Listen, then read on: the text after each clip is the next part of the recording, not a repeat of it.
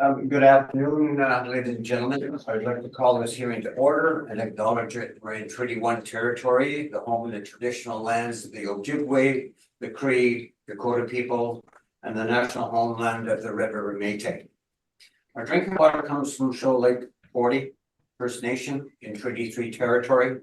My name is Ron Merritt. I'll be your chairperson this afternoon, introducing the people via the Zoom.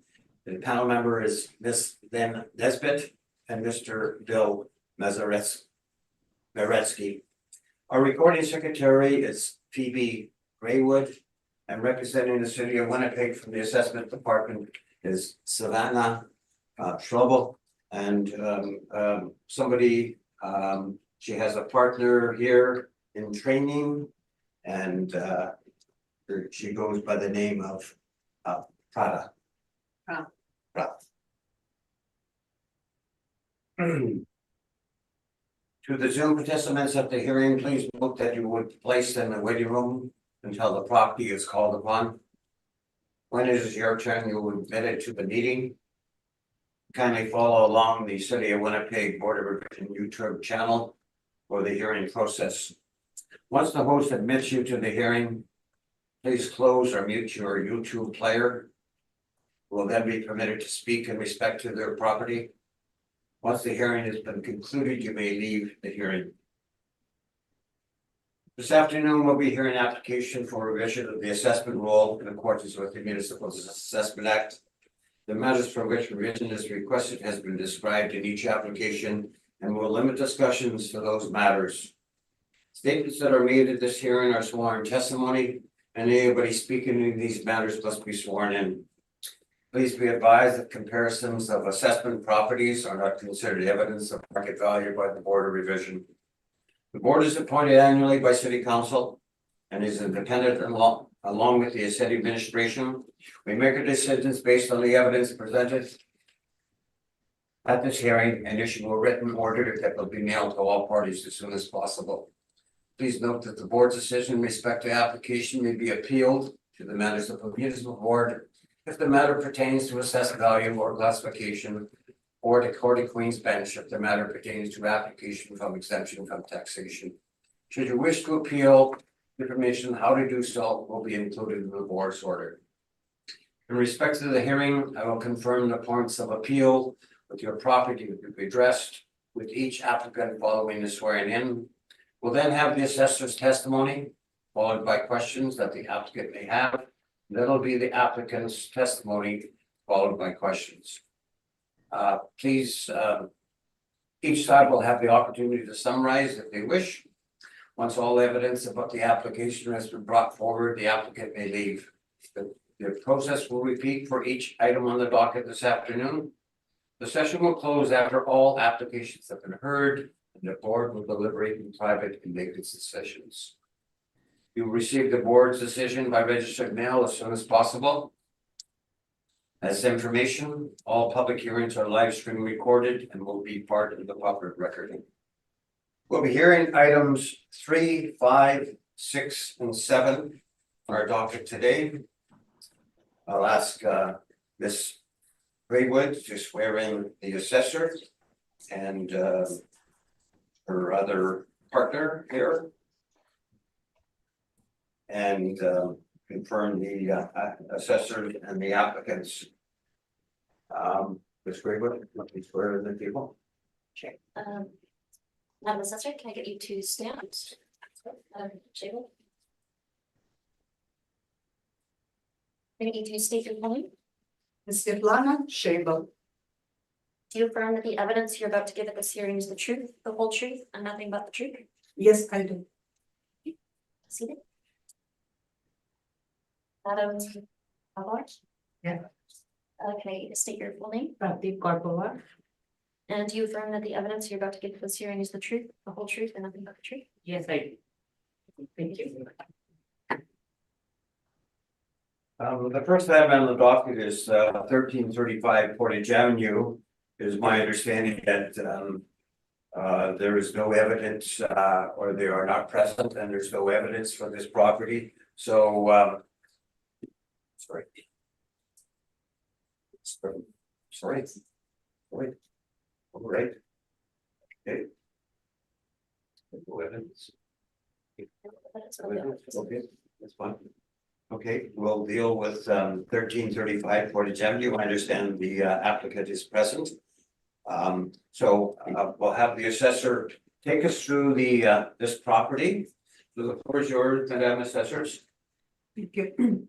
File number 24-181, applicant Skirium Holding Inc. Roll number 1300-3176000. Address is 1335 Portage Avenue. Roll years 2025. Reference dates April 1st, 2023. We assessed at 453,000. Property description, it says office building, one office retail building, 1 floor, 1 story. Actual built in 1946, effective years built 1995. So land area around 4,320 square feet. Plan area of the improvements 1,586, and gross leasable area 1,586. This property located neighborhood 115 Winnipeg. Our recommendation to confirm 2025 assessed value of 453,000. On page number 2. We have income expenses request was presented to us. If you open page 14 of the brief, we can see that here gross lease with rent income around $96,000. Leasable area 1,656. 1,656, a little bit higher than our record. Sale history, this property was sold on page number 2, sold in March 5th, 2019 for $370,000. Property has lease. Gross lease for Harmony Financial Solution and Next Benefits.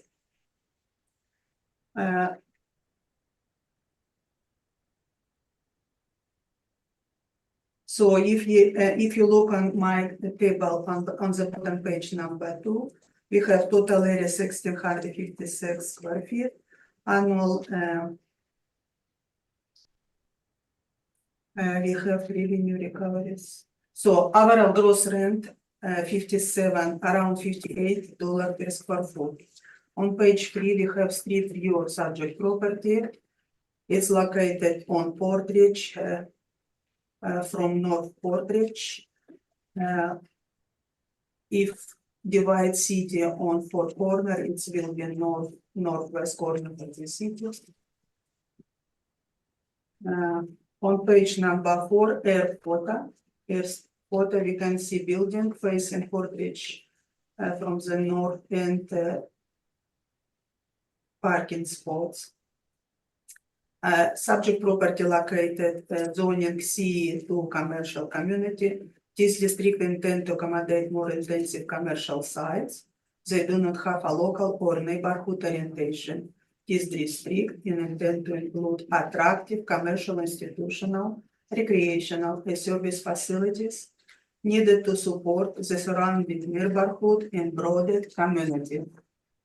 On page number 6, we have subject property market.com, but first we will look on bottom of page number 6, my rent comparables. I have presented 10 rent comparables. I like all my comparables located on Portage Avenue, close or across subject property.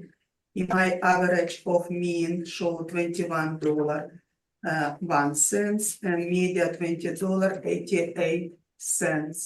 We assess subject property at $70.43. It's fair. If you're looking, let's look on my comparables. On page 17. First, my comparables on 1324 Portridge Avenue. It's a building improvement facing Portridge from the south. And has parking lot in rear area. We can see street view. Another my comparables 1320 Portridge close to my third comparables. Building improvement facing Portridge is parking lot rear area. And street view on page 18 is one more building. Another my comparables 1318 Portridge Avenue. Close to my first two comparables facing Portridge. Has one floor building with rent parking lot on rear area, similar with subject property. Another my comparables 1314 Portridge Avenue, page 19. Same, we have improvements facing Portridge with parking lot rear, one floor building. You can see on page 19 street view. Another my comparables 1110 Portridge Avenue. Same improvements facing Portridge from the south. And parking lot rear, one floor building. If you look on page 20, it's street view, one floor building. In my last comparables, it's a 3009 or 1317 Portridge. It's in this case, it's two floor building with parking lot rear side. So all my comparables very close or across such property, and show that media of $21 per square foot. We assess 1386 square feet and $17.33. I'm back to my subject property market info on page number 6. For this type of property, we apply 6% vacancy loss. Our expenses minus 3% expenses, as shown shortfall $8 per square foot for vacant space. Our capitalization rate 5.4%. Let's look on a summary table of capitalization rate. We're going on page number 8. It's office building, suburban area. City of Winnipeg showed in 20 percentile, 80 percentile, from 5.25 to 6.75%. We assessed at 5.4%. It's in the middle of the range. We can see color show much higher, 6 to 7, CBRE 6 to 8. From 6 to 8, and Cushman Wakefield 6.25 to 7.75. We assess and 5.4%. It's middle of our 60 percentiles. So it gives an estimate value of $453,000. If you open page 10. I run a second approach, cost approach, to make sure how we did. And if you look on summary, replacement cost of building around 280,000, has huge depreciation 115,000. So our depreciation cost 171,000. Improvements, we have land value of 381,000. It gives us 552,000 total value by an income approach. In we assess only 453,000. Major part of cost approach is value. It's land 381,000. If you look on page 11, I presented five comparables.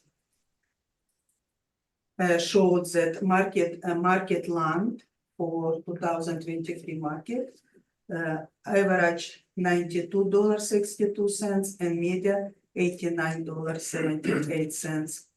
It's all commercial, like subject property, rent, land size between 2,500 to 6,500 square feet. Lease sold in 2020-2021. On page, so our media around $19 per square foot. If you look on page number 12, land valuation with model valuate $88.36 per square foot. Let's look on my land sales. We're going to page 21. My first land on 641 William. It's rectangular shape, facing William Street. On page 22, my another comparables 13071852220. It's rectangular shape of property. And my another comparables on page 23 on Kivatin Street, rectangular property facing Kivatin from the east. And my last comparables on 650 McDermott, rectangular shape, facing McDermott from the north. So my land comparables showed $19 per square foot, and we assess $88 per square foot. So my cost approach shows that by cost it's a little bit higher, 552,000, but land value of 381,000 just for without improvements. So according to my evidence, I asked to confirm the 2025 assessed value or 453,000. Thank you. Any questions? Thank you. Sir, we never got your first name, but we're gonna have to get you sworn in because then it'll be your opportunity to ask questions of the assessor. So we'll get you sworn in. Sure. My name's Lay. Can I get you to state your full name? Lay Red. Perfect. And I'll just affirm you now. Do you affirm the evidence you're about to get at this hearing is the truth, the whole truth, and nothing but the truth? Yes. Perfect, thank you. I'm sorry for that delay there. We should have had you sworn in almost like right away. As I explained, the procedure is we let the assessor state their case and they present the evidence. Now it's your opportunity to ask questions of the assessor along with the panel members, and then it will be your opportunity to present your evidence. But I understand you haven't really yet submitted any evidence. And that's why I'm a little bit confused. But anyways, I'm sorry for that. But you may now proceed to ask questions of the assessor in regards to their evaluation. For sure. I'm new to this myself. I didn't know what to expect to see. I certainly didn't expect to see so many people. In terms of evidence, we're away for a little bit and we get back. We were late, but I'm going to send in the supporting documents as soon as we're done. I can send it in to the email address. Well, it's a little late to do that, but okay. Because you have the evidence is presented by the assessment department, and it's your opportunity to go through it and to submit your evidence to so both sides can exchange information to talk about the value. So but if you wanted to do something verbally, that is fine. Yeah. All right. Okay. So we'll go back to square one, and that is you may ask questions of the presentation by the city. Yes, Any questions? It's your opportunity. I want to apologize. I didn't quite get I think it's audio. I didn't quite get the full evidence. And certainly I didn't have these pages. I'm sure it is classified. Maybe I have no access to it. Um, I don't really have questions. So no questions in regards to what value they put on your building? I do. I have no Okay, questions but in I'll just, the I do formula have to no come up with it. questions in regards to the presentation by the city. Uh, no, I don't know when is my turn to explain what my Shortly. okay. Okay, so, My but I'll just explain this one more time, and that is okay. that you've heard the presentation by the city in regards to the evaluation, the assessed value of your property and how they arrived at the value. Right. So do you have any questions in respect to the presentation by the city? Okay, I'll go with the certain point that I marked down. I noticed 2022 to 2023, there was a significant increase in value from 353,000 to 448,000. And the 2024 assessment is at 453. That was Okay, a significant. This is what we're talking about right now, just the assessed value of your property. And the presentation is from the city and how they concluded value for your property. And I think we're talking about a evaluation date of April the 1st of 25th. 2021. So that's the value that they put on your building as that date. It's known as the B date, market value.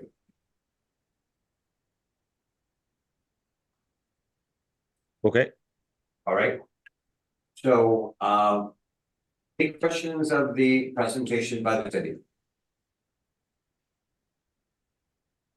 No, I don't have questions. As I Okay. said, maybe it's the audio. I didn't quite get a lot of the numbers in there, but Okay, well, we'll give you a little help here.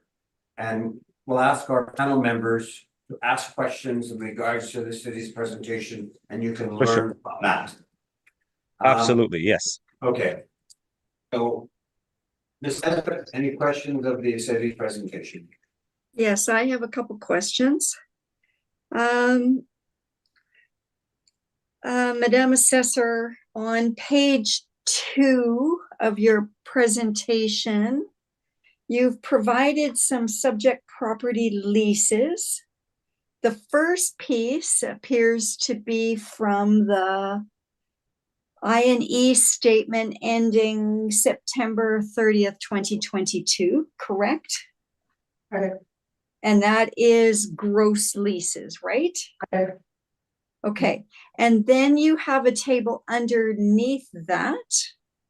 And you have, can you just tell me where those numbers were derived? Because it looks to me like you've attempted to provide a net rent. Correct. I just tried to crunch number what was provided to us. You can see 1, 2, 3, 4, 4 columns. It's what provided to us. Yes. And then that overall net rent, that's the overall gross rent for this property for 1,656 square feet, around $58 per square foot. If we, I'm sorry, where do you get that $58 a square foot? it's my estimation. Okay, that's not written down anywhere, right? It's not written down. I just try to use information provided to us. Okay. So, and then the overall net rent, that's your calculation as well, right? Yes. What I did, I estimate net rent for overall will be net rent $37 per square foot. I estimate annual how much they pay received, landlord received from rent. I found recoveries and I found estimate recoveries. So bottom line, gross rent, $58 per square foot in this building. And we estimate net $17.43. Usually when you roughly estimate net rent, you have to take a 15% off for expenses. It will be all around $30 per square foot. What is my estimation? Net rent. Did you say 50% off for expenses? 40-50% expenses from gross Okay. lease.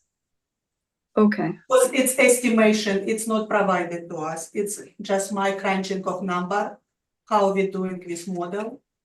okay, but then your model is using $17.43. Correct. And I support by my evidence on page number 6. And all my comparables very close to the subject property. It shows this type of property, you can see minimum $16.79 and maximum $31 per square foot, with media $21 per square foot. So our estimation $17.43 per square foot, it's fair. It's very well supported. Okay, and then on page 6, that's entirely a model-driven calculation, am I right? Correct. Okay. Okay, going to your cap rate, you've used a cap rate of 5.4. That's lower than all the other industry cap rates that you have highlighted here in table on page 8. Yes, because this property less as $500,000 in cost, more customers can buy this property. The driven capitalization rate low. More people can afford to buy this type of property. That's why model generate 5.4%, close to. So then in a sense, based on what you've said, we really can't, you're saying that the Colliers, CBRE and Cushman and Wakefield cap rates, they're not really comparable then, right? It's a range. We have range from 6 to 6.75%. Our statistic data showed between 5.25% to 6.75%.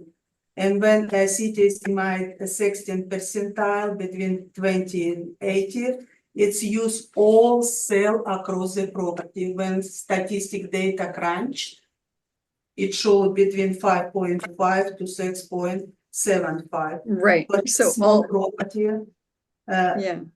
because it's a very small, less than $500,000 assessment. It's very small property. It's more people can afford that by driving capitalization rate low, 5.4.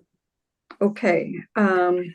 So in terms of looking at Colliers, you don't have what they would suggest a less than $500,000 property cap rate would be. Because that would include everything, right? Yes, it's Just included. like- Everything, yeah. So they're not really. Range. Okay. And the sale that you provided us, is that a arm's length sale? Yes, it was sale in 2019 for $370,000. But right now in 2023, just one land value $380,000. Just clean land value. Support my evidence on page 11. Okay. Okay, thank you very much. Thank No you. further questions. Thank you. Mr. Moretsky, questions of the assessor? Yes, on page 2.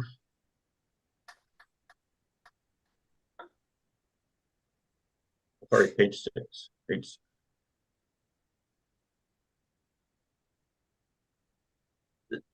Okay, this property is classified as an office, correct? Office retail, correct? Office retail. Mhm.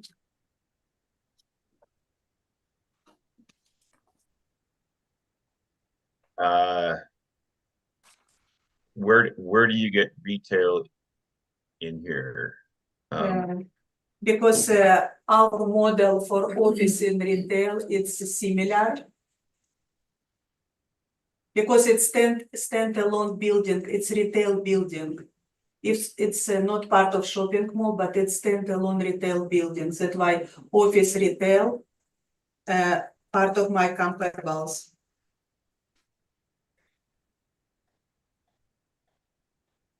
Most of your comparables are retail, right? Yes, similar like subject property. And very close to subject property, same quartal block. So you're saying it's a retail building then? Yes,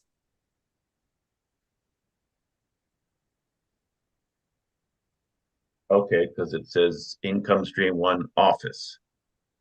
yes, income stream office. But our model office and retail, it's like one model for us. If it's standalone, it will be office.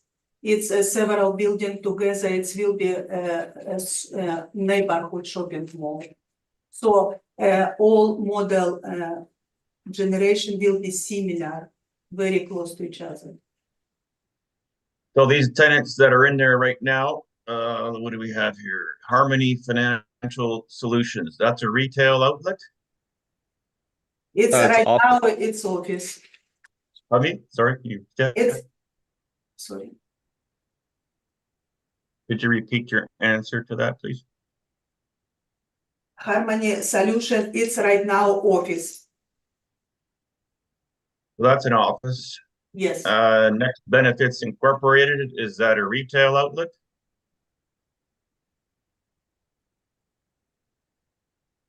by name, it's look like office as well. So you have office tenants in there right now. But it's surrounded by a retail building, similar size.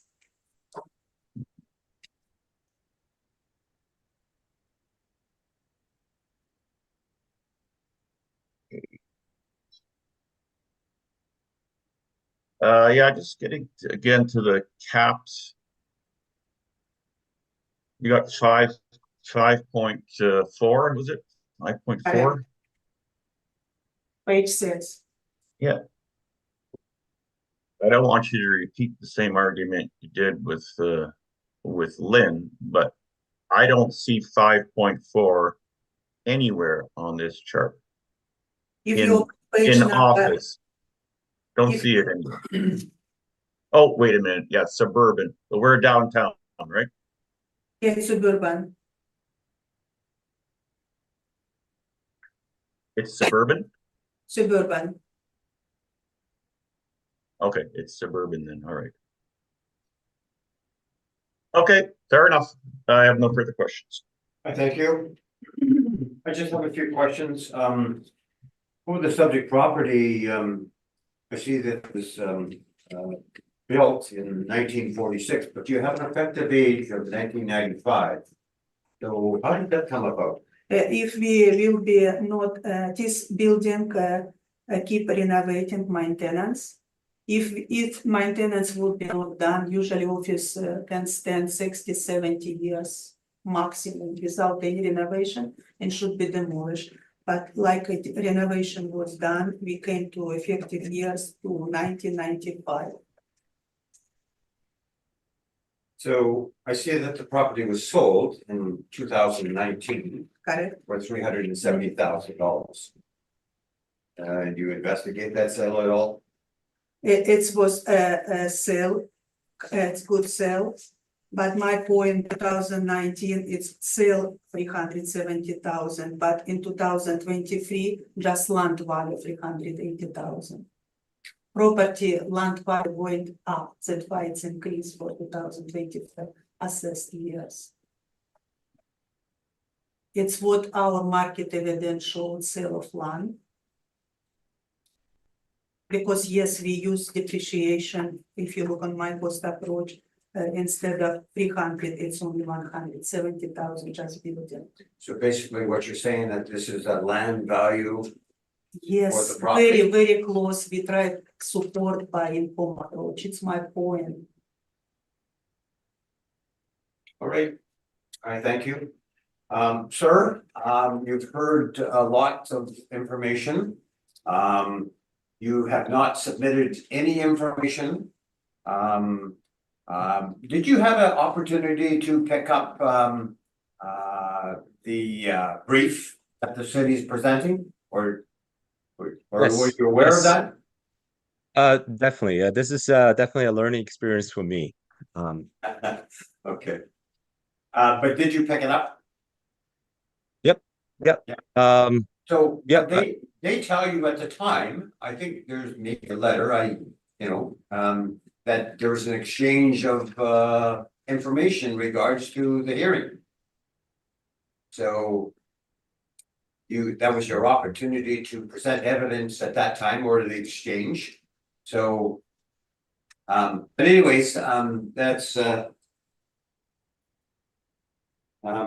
we will now hear what you have to say verbally.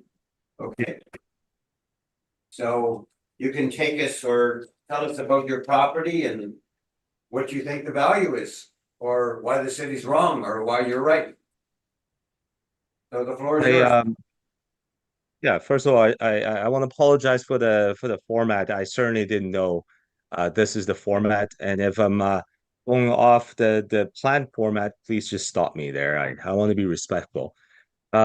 Also, I don't have I'm not challenging these numbers where city or formulas. I'm sure this was used in a lot of places, but I tend to agree that this is more of an office comparison than a retail comparison, where uh, most of the places around this area are retail based, and they would prefer to have the first floor access.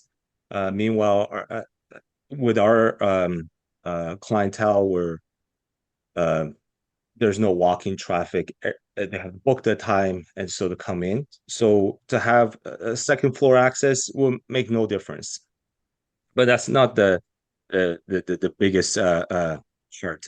As I'm an owner occupier to the building, on the income model to evaluate the property, uh, when I purchased the building, Collier did a assessment. They told me that usually owner and occupier case for my rent, uh, they can't use that number for evaluation reasons, uh, because theoretically I can put any number on there. And I've been told again, 2023 as I was redoing the mortgage, so they're more heavily relying on the replacement value. And in terms of replacement value, I noticed from 2022 paperwork to 2023, there was a significant jump from 353 to 448. And in today's value, assessed at 453, that's 100,000 higher from 2024. From 2022 to 2024. That's a 28% increase, where commercial properties being challenged today. I certainly I don't have like specific data to back it up, but the 9.3%, just a simple rate of increase, it fell high. The reason last year when I saw 448, I didn't know, and this is absolutely my first time. I didn't know whether it would be adjusted lower this year. That's why I submitted my application since it wasn't. Uh, you know, since COVID, I think office space is being challenged in a big way. Even as an owner operator, I'm feeling that too. Let alone, a lot of business can be remote working, just like what we're doing. So office space is less desirable. Uh, how I can support that was I was looking at some of the sales nearby and comparable sales.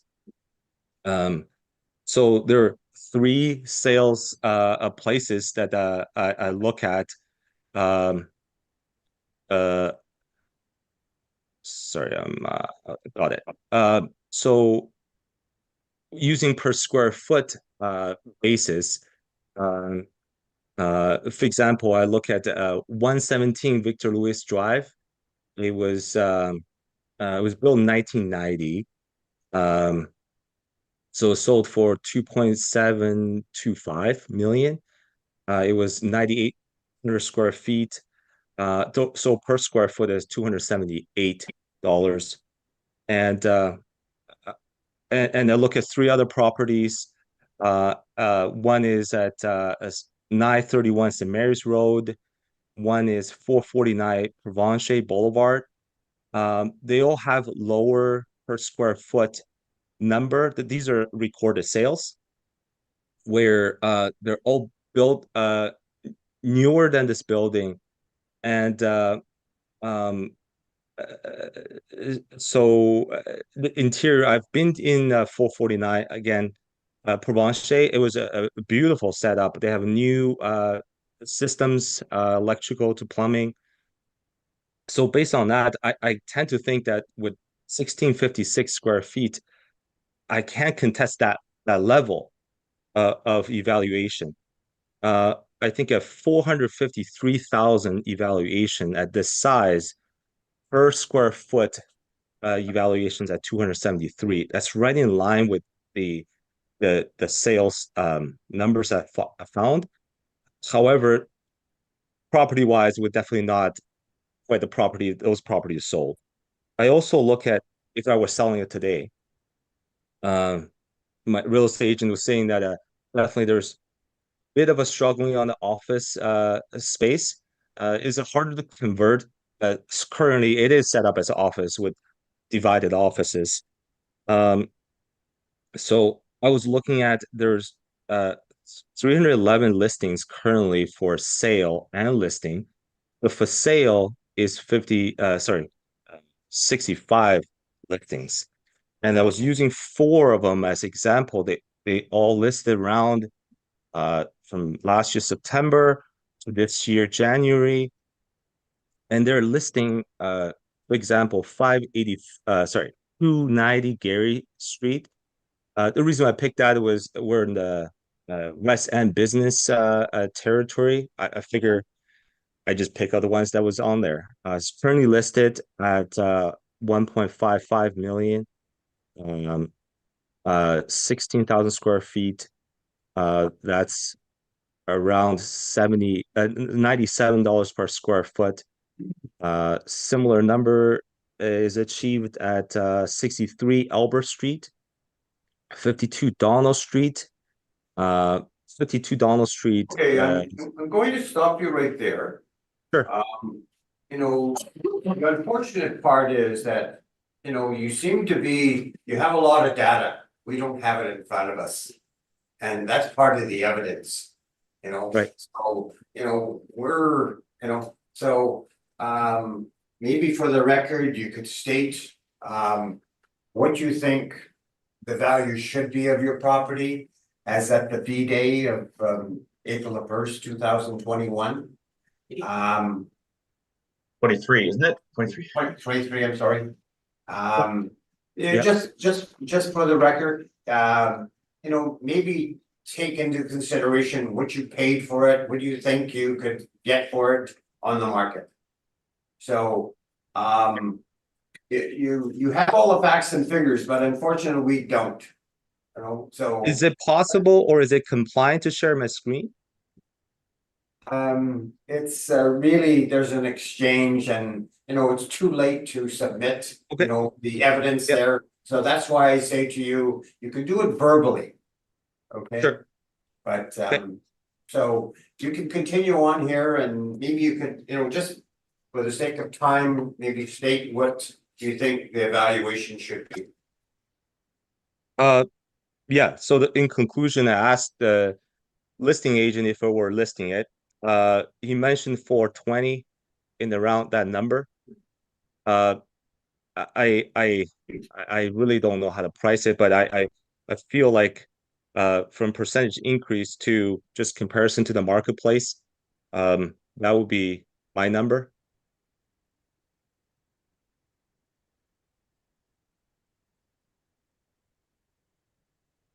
All right, I'll see if the assessment department asks any questions of the appellant, No questions. applicant.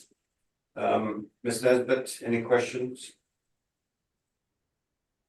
No, thank you. I don't have any questions. All right. Mr. Moretsky? I don't have any questions, thank you. All right,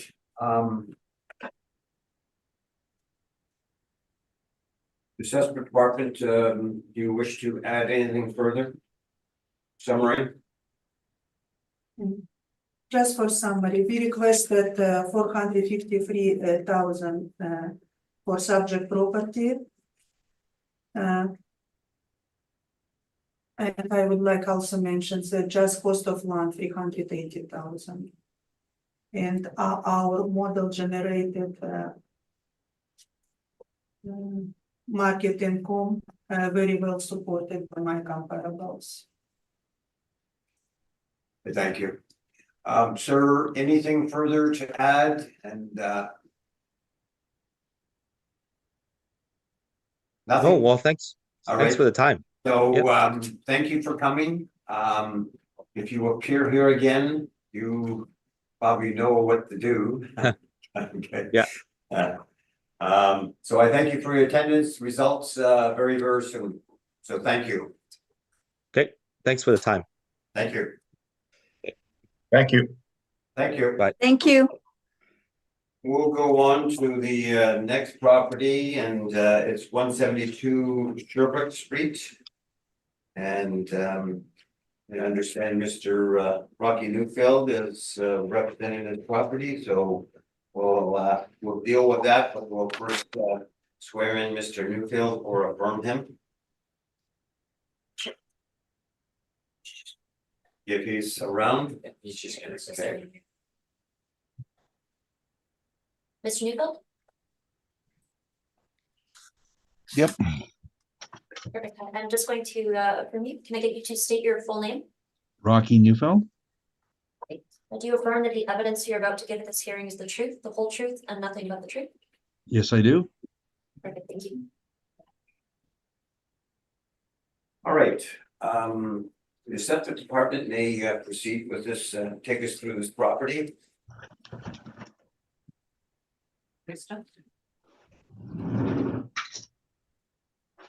So we are representing today the file number 24606.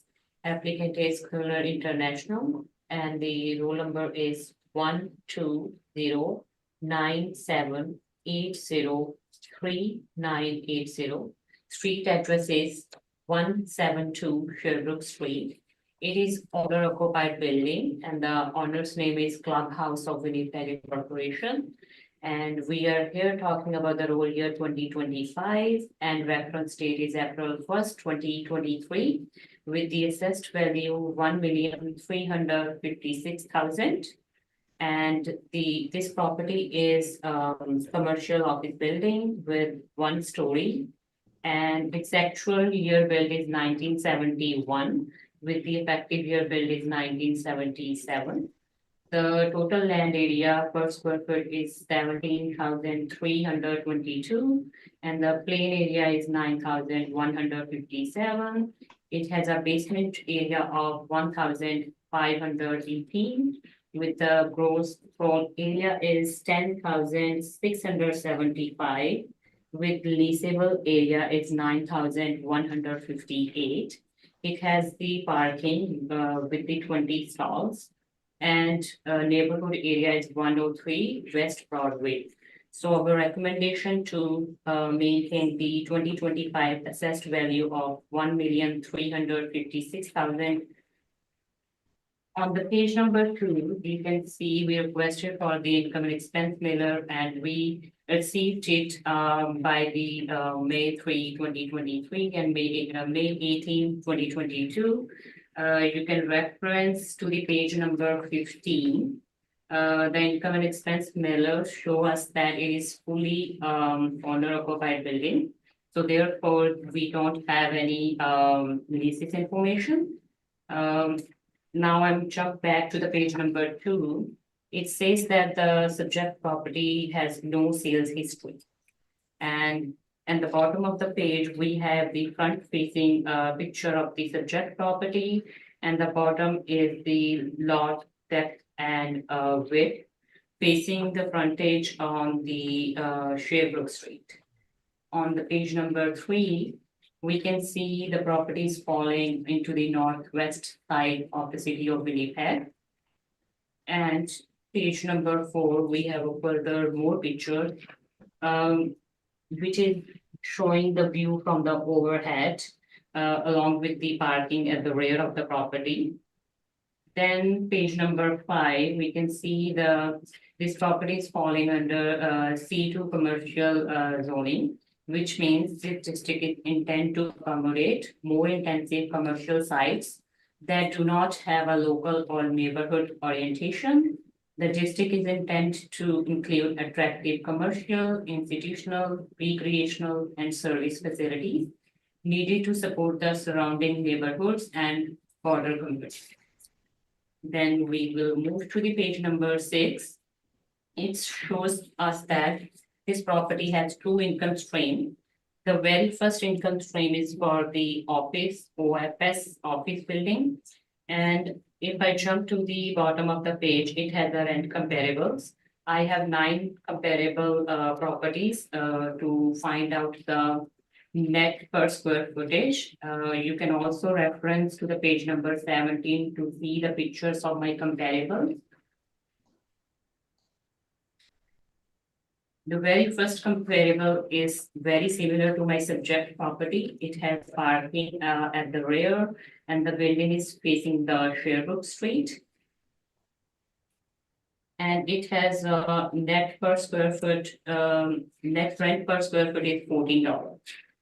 And the minimum on my rent comparable, page number 6, you can see it is range from $11.58 per square foot to the highest is $20.53, with the mean average is $15.22, and the median rent is $15, which is very more than the rent our model generated.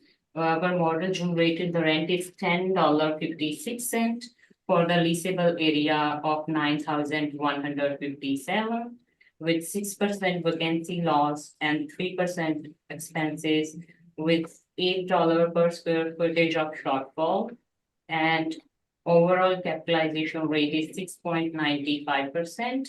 If you reference that capitalization rate to the page number 9, in the suburban area of the office building, so our capitalization rate is falling into the Fishman and Brookfield, which is ranged from 6.25 to 7 and 6.75 to 7.75. And if I back to the page number 6, our system generated the estimated value of the office building is $1,205,000, and the income stream 2, which expressing the parking lot area, as our subject property has 20 stall, we are charging the rent per stall is $31.50, with the annual net rent is $7,560, with the capitalization rate of 5%, which generate the value $151,000. If we see the comparable at the bottom of the page number 7, there are the mean average net operating income for the stall is $65.70, with the median is $54.59, and our model generated the monthly rent per stall is way less than our mean net operating income of the per stall. And the page number 8 has a further breakdown of our income streams. And then on the page number 12, we can see there's a cost approach, which which shows the replacement cost new to the building is 1,232,586. With the accrued depreciation of the building is 971,586. Which comes up the building depreciated cost to 261,000. With the land value is 1,356,000. To the total value is 1,617,000, which is very, our assessed value is less than the model generated value, which is 1,356,000. And the bottom of the page number 12, there is a further breakdown of our cost approach by the building section. And the page number 13, we run the comparable to the land sale to find out the mean average value of the land itself is 67.56 per square footage, and our subject property is 17,322. According to comparable sales, it is approximately 1,277,000, and our system says 1,205,000, which is also less than my comparable. And the page number 14 is the further breakdown of our cost approach, which shows that 80% of the land area is the falling under the school tax exemption, with the municipal assessment act on page number 11, 23, section 23, 1E. And 20% of the land is taxable on the page number 14. So our model shows overall at the very last column, you can see land and building summary with the land value of 1,205,000 plus building 261,000. The total value 1,466,000 plus 151,000 to the overall 1,617,000, which is more than our assessed values. So by doing that, I can also highlight the point at the land comparable, which I listed on page number 23. Which is also very first comparable, which is also the rectangular shape, which is similar to my subject property.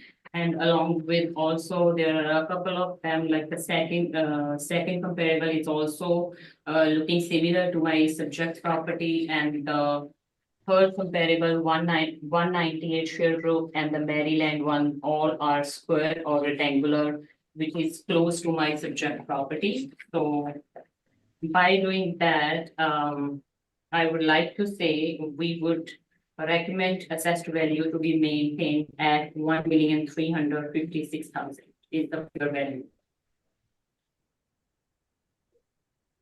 I thank you. Mr. Newfield, questions? Yes, excuse me. In regard to the cost approach, are you relying on it for the assessment? Cost approach provides market value of land just. Are you relying on it, yes or no? We asking for 1.3 million generated by income approach.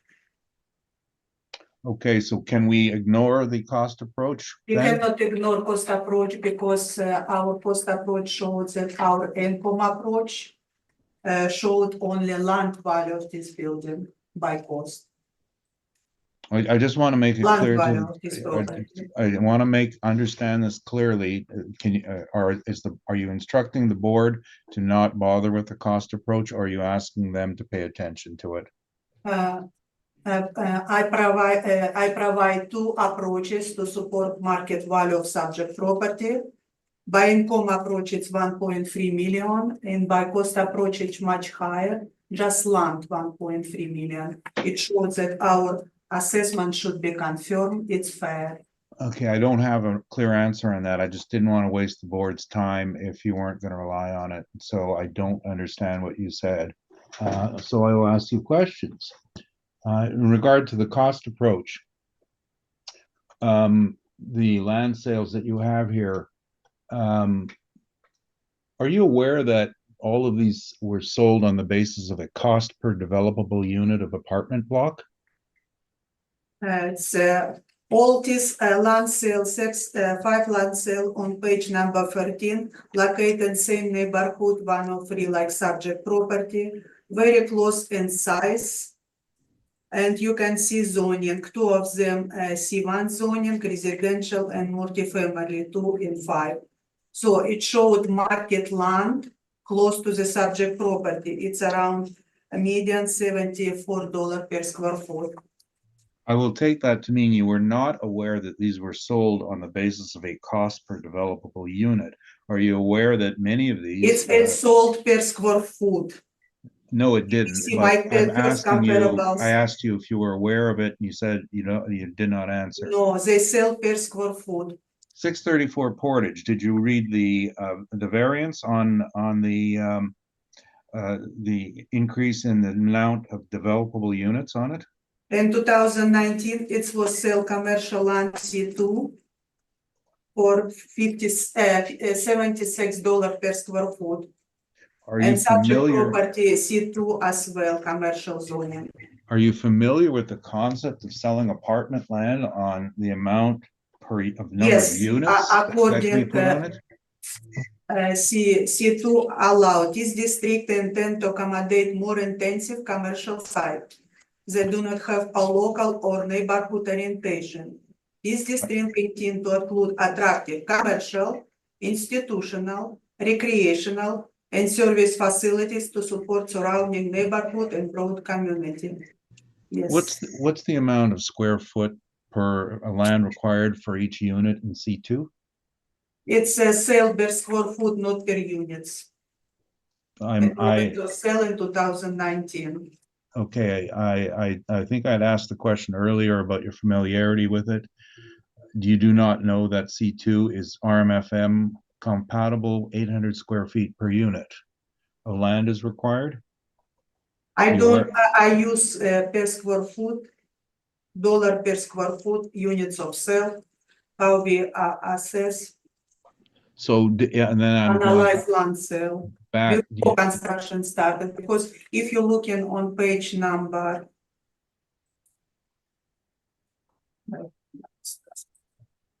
Let's open page 23. During sale, first comparable on spends empty land. 634 during sale empty land.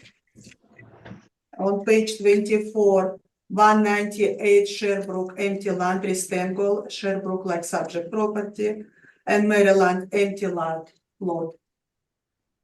We're talking about two different things here. So I submitted some information on rebuttal about 634 Sherbrooke, and on the fourth page, the copy of the variance that allowed a higher density of 144 square feet of land per unit instead of 500. So did you not take that into consideration as to why it would have sold for more?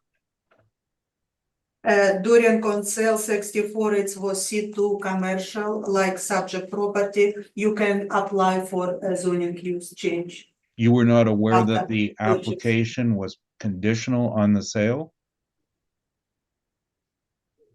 During sale, it was empty a lot. And sale for Do you know that for a $76 per fact? square foot. Do you know that for a fact? And moment on sale, it was empty land, Okay, so you never checked into this then? like subject property. Now, in your average here came to looks like $67 a foot. So why did it go to I'm just looking at the number here. I believe it was applied at $78 a foot. Why would it be worth more? It has no is there a reason? Because I presented only 5 comparables, but when model generate land value, it's use all sale across the city. Okay, but the Statistical board is crime check only number. gonna rule on the evidence in front of it, not on your model. So, It's $78 per square foot. It's model generated rent for land. okay. It just land value 1.3 million. Now, why do you have two different values of land? One piece you have at 87 a foot and the other one at 42 a foot. Why do you have two different numbers? Because you can see on page 14, if land 14,000 square feet, it's rent sale for $87 per square foot. Is less than 4,000 square feet, it will be sale for $42 per square foot. It's Well, land size. Can it be sold in two different parcels? Overall land sale $78.28 model generated. It just divided by liability. How many titles are on the property? Only one, but it has two liability. If you open page number 1, we have a classification for the institutional for 1.2 million. It's tax pool exemption, and we have another 20 residential for 150,000 taxable. So But our assessed value 1.3 million. are you suggesting you're going to sell it in two pieces? I suggest nothing. I just show the percentage between split between classification. All piece will be sold like my comparables over $70 per square foot. Going back to the beginning, I believe I heard this being called an office. Is this an office? It's right now tenants clubhouse of Winnipeg. Plus we have residential area, but it's one floor building. It can be office or retail 1 floor building, and our model generate for this type of property around $11 per square foot for 9,000 square feet. You say it could be used for an office. Are you telling us that you can approve an occupancy permit for it as an office? I don't talk about occupancy permit. I say it's office building. It's 1 floor building around 10,000 square feet. In our can model it get an generate less than occupancy? $11 per square foot. Can it get an occupancy permit as an office? It's owner occupied by clubhouse of Winnipeg.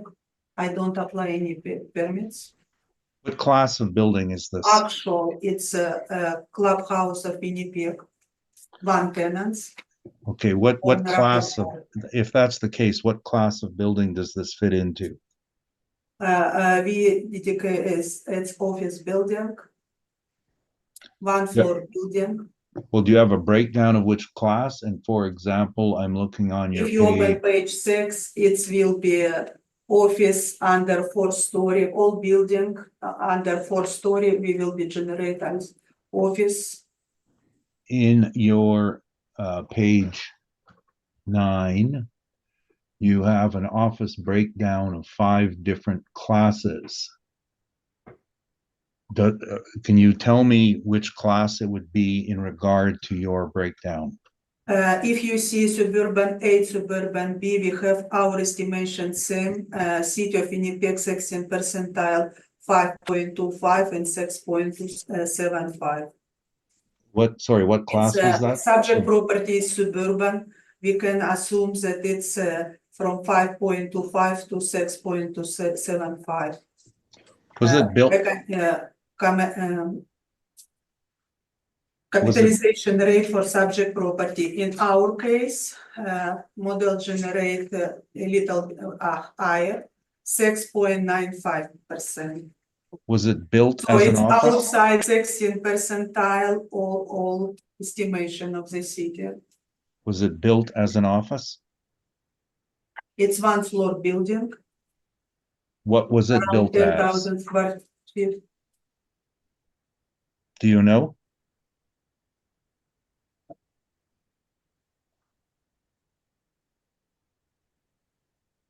Sorry, do you know what it was built as? I know that if you look on page number 2, it's 1 floor building, it can be office, it can develop something else. But it's what, by the end of day, we assess property and land. Improvements and land. Yeah, according to my two approaches, by income approach 1.3 million, whole property by income approach. I run cost approach, it's Yeah, that's not what I million, asked. just empty land. And we're going through this non-responsive thing. We always go through it. You don't know what it was built for. Is that, can I take that as an answer?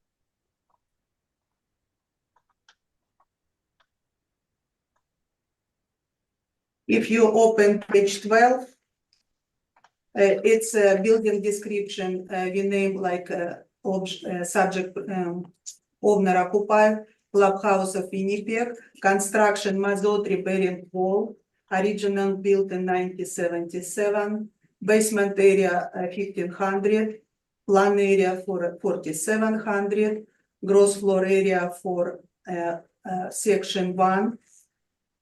6.6200 with height of building 12 feet. And we have another section of building built in 1971, original, for 44,000 square feet, with height of 10 feet. Okay, you don't know what it was built for. That's all I asked. Moving on to the comparables. Now, in your valuation, there was 2 revenue streams. So how many parking stalls are allocated to the office revenue stream? We have subject property have 20 stalls. We apply monthly net units rent, dollar per stall, $31.50. And we apply 5% capitalization rate, give us. That's not the question. Parking. That's not the question. 151,000. How many stalls are allocated to the revenue stream for the office on your page 6? On my page 6, straight office space. So no parking. Space. No parking. Okay. That's why we allocate income stream 2 for parking specific. Now, parking generate 150,000. In your comparables, number 1, how many parking stalls are included in the rent? Let's open my comparables. 1 on page 17. On page 17, we have street view. We can see we have parking in front on south side. So parking is included then. Is that correct? No, it's just specific rent, clean net rent for this space. For $12,475 square foot, rent $14 per square foot.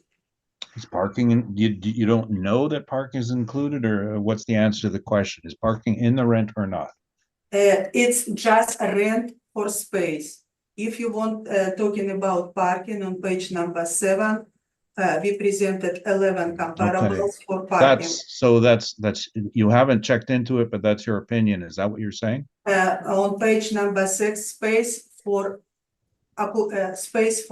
lease space, not parking. It's just 12,000 square feet, rent for $14 per square foot. We assess 10,000 square feet at $11 per square foot. It's fair. I just want your well answer. supported. You don't know then? Colliers has it listed, so I know, but that's fine. We'll move on. Number 2, 530 St. Mary. How many parking stalls come with the rent? Let's open page 18. We can see parking and facing St. Mary. We have several parking, but space 1,300 square feet, rent for $13 per square foot. In 2019, lease was signed. So on that overhead. Mr. Newfield, I think that we're dealing with a income approach here. That's correct. We don't have a lot of time to be, general discussion, so I would appreciate if we would move on. Well, I understand, but my point here is very good in that these rents all have parking in them and the subject's been separated. I want it to be clear to the board that that's what the assessor has done. And on top of it, half the buildings she's brought up are ones that I have personal familiarity with and are clients of Collier's. So if they're double dipping, I want the board to be aware of it. I think the issue here on the time has to do with the assessor's non-responsive answers. I'm asking for yes or no. I'm getting a story. Anything further? No, I'm just going to keep asking because I mean I can summarize it myself or not. There's an overhead picture of 530 St. Mary's, which shows a massive parking lot on page 18, my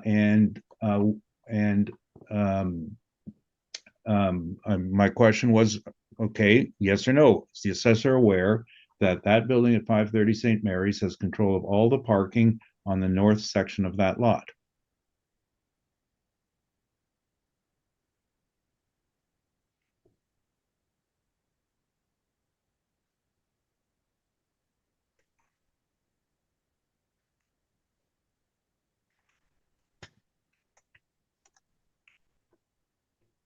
Mr. Newfield? That was my question.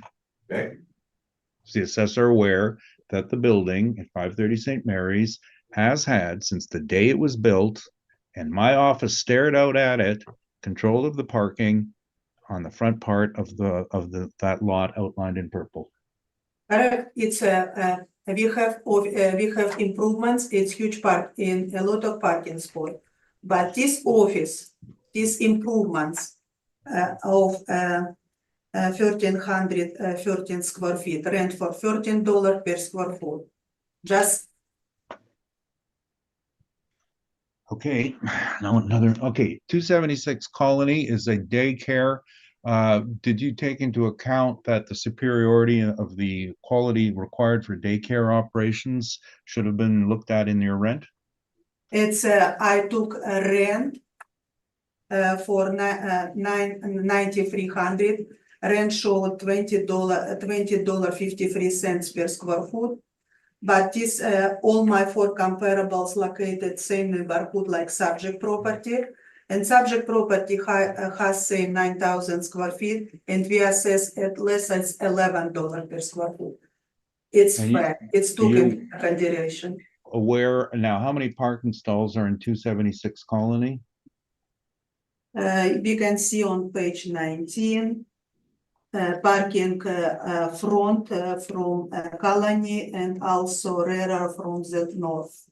And are you aware that the same owner owns 530 St. Mary's? Yeah, it's and same that property. And that parking It's- lot is also part of the rent for 276 Colony? I talking about rent specific for the improvements. If you want to talk about parking, on page 7, all about parking, 11 comparables for parking. No, I'm not talking about that. Okay, parking is included in the rent. You're not aware of it, that's fine. 400 Pembina, what's in that building? 400 Pembina, you can see on page 20. You have triangle property with improvements rented for $16.90, around 5,000 square feet, rented for around $70. What is the user? That's 2020. It's OFM, it's a medical space. So It's a it's rented veterinary medical for hospital, $17 per square foot, 5,000 square feet, and we assess less as $11 per square foot. It's fair. It's a veterinary hospital, correct? Correct.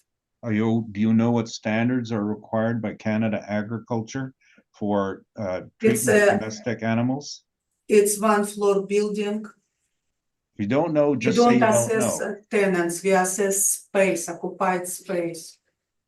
You don't care about the quality of the building? That it meets I know that it's requirements? 5,000 square feet rent for $17 per square foot. And we assess 10,000 square feet for $10 per square foot. It's fair. the building at 778 Corridon, you have a picture on page 21. Are you aware that is not 778 Corridon? Yeah, air photo view on page 20. It's improvements facing Corridon from the south and has plenty of parking spot behind building, rear area. You're aware you have the wrong picture? Possible, if you say so. And you're aware that you have the wrong age of the building? 770, it has, but on page number 2, I have street view. So you can remove page and photo street view on 21. Possible. Well, because it you've should be listed it a as a corner year, building. you've listed it as a year built of 1912. You realize you have the wrong building?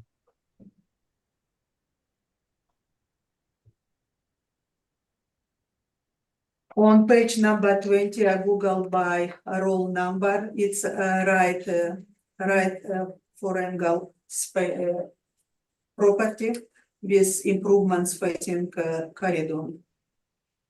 Number 8 and 9, did you review the statements provided the owner? Do you understand that the rents are semi-gross? I review it in com expenses mailer, and they showed that two spaces A and B was rented in 2022 at $15 per square foot. One 8,000 square feet, another 11.5 thousand square feet. It's a size close to the subject property, 10,000 square feet, and they rent for $15 per square foot. We assess less, it's $11 per square foot. It's fair. Did you read the rent rolls that showed a differential in recoveries in this building? I checked in com expense mailer, it's clean net rent at $15 per square foot. Reported to us. So you didn't review, for example, the municipal board information that came forward 2 No, months I ago? was looking for occupied space. I review income expense mailer presented to us. Um, So our media $15 per square foot, we assess less than $11. Overall $10.56. It's fair. And very well supported. On the capitalization rates, well, where do these come from? And that's on page, sorry, page 9. Page 9, we have suburban office A and B between 5.25% to 6.75%. It's Wow. only 60% of property inside this range. This property outside range, it's a little bit higher, 6.95% capitalization rate. Do you know how big your sample size was on these cap rate in your cap rate modeling? It's on page 9, we presented 60% of whole property analyzed properties. How many were Between five- analyzed? That was my question. I don't have answer. Okay. Why is your rate significantly lower than the market reports? What market, what evidence showed, analyzed sale through the city showed between 5.25 to 6.75. Why is Because, it so much lower Our than, model crunch all sales across the city. why is it so much lower than companies who actually sell these Because properties? statistical analysis showed this range. So the companies that sell these properties are wrong and the city is right? Company Colliers, CBRE, Cushman Welfare showed between 6% to 7.75%. Its range 6% to 7.75%. Our statistical data showed between 5.25 to 6.75. And how many buildings are in your study that were like the property being I don't have answer. providing social assistance? I don't have answer. I don't know. And last question, have you ever inspected the building? No. No, that's it. Thank you, Mr. Rutherford. Is that good, question? Sorry, just had to take myself off mute. Ms. Shable, I'm just looking at the location of some of these, or most of the comparable properties for your rent. They're only, or can you tell me how many of them are in that West Broadway area? On West Broadway, if you look on page number 6, 1, 2, 3, 4 West Broadway, and 5, 6, 7, 206. So I just speak closest neighborhood. But for my first comparable, same neighborhood like subject property. Did you say that St. Mary Avenue is in the West Broadway neighborhood? It's yes, it's in our system 103. You can see I have number, address, and neighborhood. Where can I see it? Is there, do you have a map where all these are located? Oh, because on my page number 1, I check what neighborhood it is subject property, 103 West Broadway. And when I select comparables, a specific keep neighborhood data. So my for comparable same neighborhood West Broadway like subject property. Okay. So St. Mary, that would be in the downtown area? Like how, I guess I want to know how big is that West Broadway area? And is there a difference between St. Mary Avenue and Sherbrooke Street? In my case, it's closest comparables I could find. Okay. And can you just very quickly, some of these are retail, is the one on Pembina, is that a, I think we agreed that that was a veterinary hospital. Veterinary hospital in our system, it's like a medical office. Yeah. And in our data, when model generated, usually a standalone building for retail office generates same rent. Okay. What is the use of our subject property? It's occupied by Clubhouse of Winnipeg. And A we have some residential space as well. A clubhouse for what? I'm sorry? Clubhouse of Winnipeg Inc. It's owner occupied building. And what do they do there? It's not part of our assessment. I don't know. You don't know? Okay. Okay, thank you. I have no additional questions. Okay, thank you. Boretsky? Yes, so am I adjusting to Ms. Shable now? Is that correct? Yes, please. Ms. Shable, on your rent comparables, I think you had mentioned that you derive these by the income and expense mailers that you receive from these properties. Is that correct? Correct. And when I selected my comparables, I confirmed with income expense mailer because very important date and square how much net rent per square foot. Yes, it's clean net rent. Okay, and all of them would have had income and expense mailers that you had derived these numbers from. Now, my question is, on all of those income and expense mailers, was parking included in any of them? I didn't search by parking, I just searched by net. I search by lease presented, and if you open page, to example, income expense mailer presented to us by agent, by owner. Sorry, can you, 16, which on one? 16, I was on page 16, example of a tenant's verification form, where I was looking for. 16. Yes. What is that supposed to show me?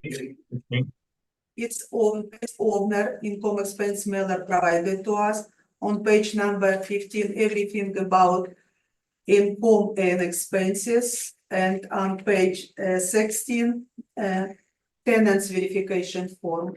On this tenants verification form, I took this information when lease start, lease end, leasable area, monthly rent, and also tenants usually check mark net lease. So I was looking for this information, so that it's clean net lease.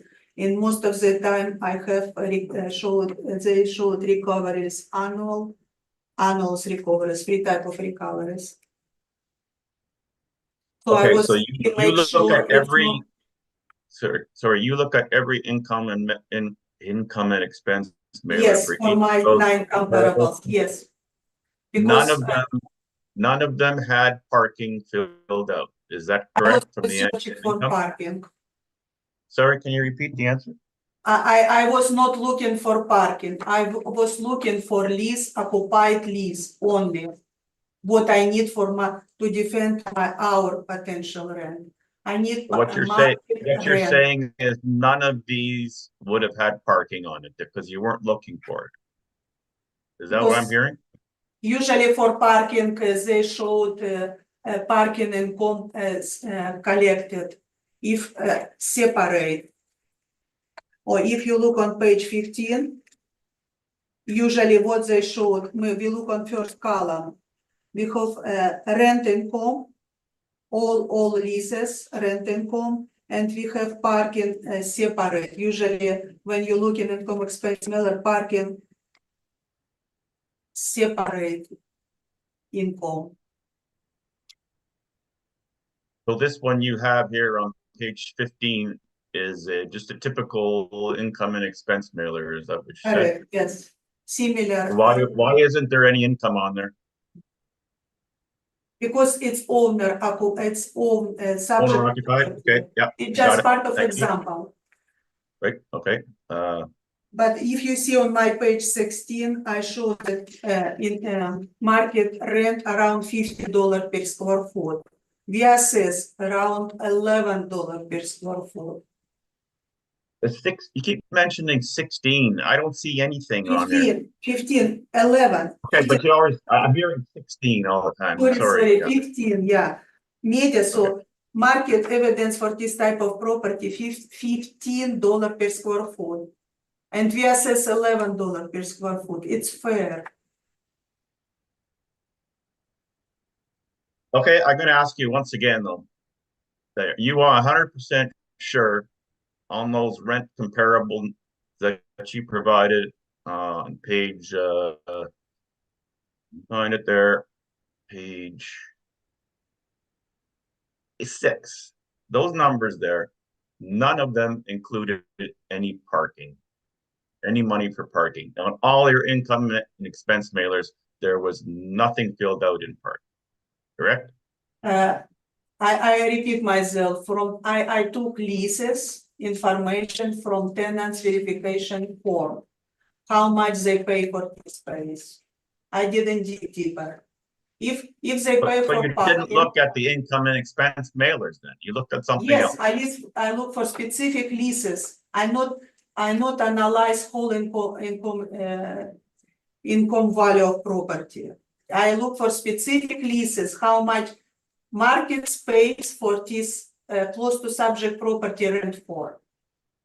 In my estimation Just to shown go it will be rent between $13, no, $12 to $20 per square foot. I was looking for markets lease, market rent evidence for this type of space. Okay, so you didn't actually look at those income and expense I mailers. don't have actual leases to look in that. Okay, so that was my original question. So you don't look at them. Okay, thank you. Because I don't have this information, I cannot. Okay, I thank you. Mr. Newfield, we're going to take about a 5-minute break and then the floor is going to be yours. Sure, thanks. Good All idea. right, so we'll reconvene at 2:41. We'll call a hearing back to order. Mr. Newfield, we're ready for your presentation in regards to 172 Sherbrooke Street. The floor is yours, sir. Thank you. I'm gonna be quick. But I did bring in a little bit of rebuttal information, and I'll be quick. Can I go through that first? What are you rebutting? Just clarification, some of the parking issues and Okay. and Did you submit something, Mr. Newfield? I did this morning. Okay. I'll see our secretary, you have it, so maybe you can distribute it to us.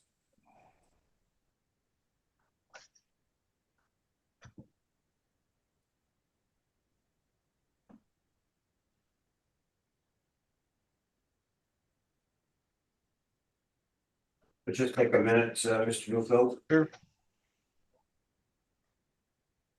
or maybe two. I took an aspirin and I need that long for it to come into effect.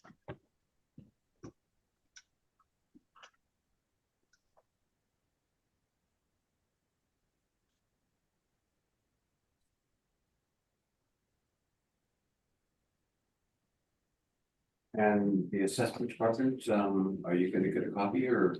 I'll get a copy of printing at one now. Okay.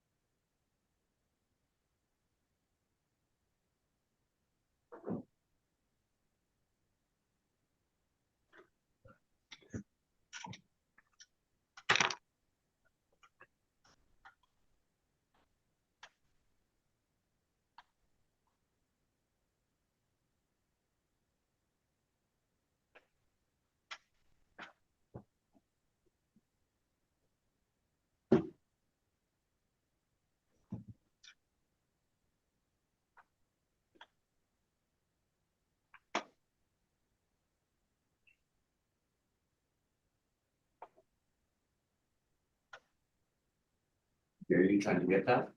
Put it in your folder, you should be able to see it. Maybe refresh your. Very cool for that.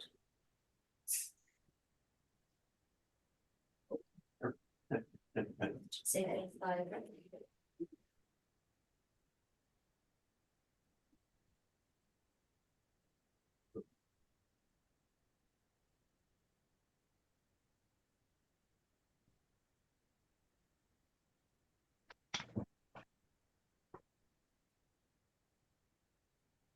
David, you okay?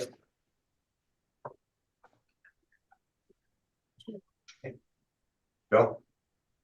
Okay, Oh, has it been sent by email? I put it in a SharePoint folder. If you don't see anything, you can try refreshing. Did I get another email? Is that how it came over? Sorry, no, it'll be refreshed in your SharePoint agenda that you received.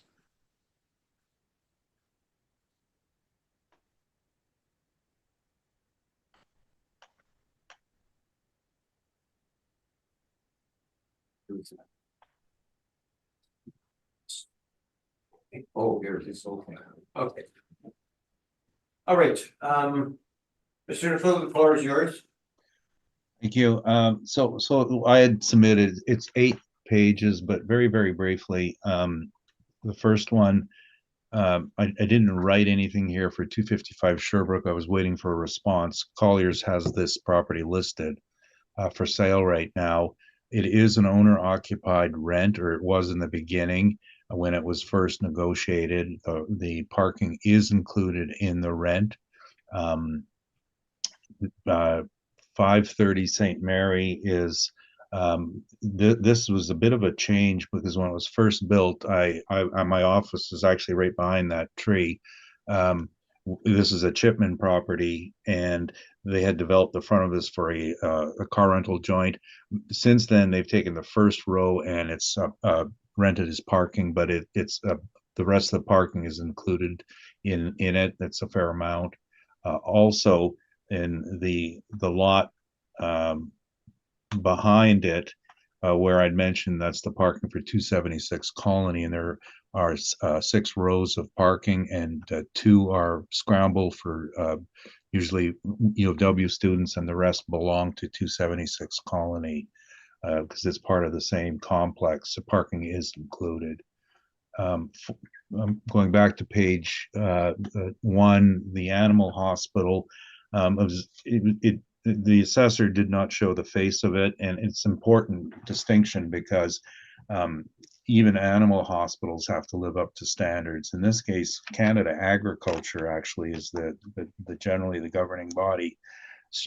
Coincidentally, I just finished appraising an animal vaccine center 2 days ago, and the requirements are stringent. Some are more stringent than for humans, which means that the cost goes into having a better building than, because it's the concern about the transfer of disease in animals has been upgraded severely since bovine spongiform encephalitis came along.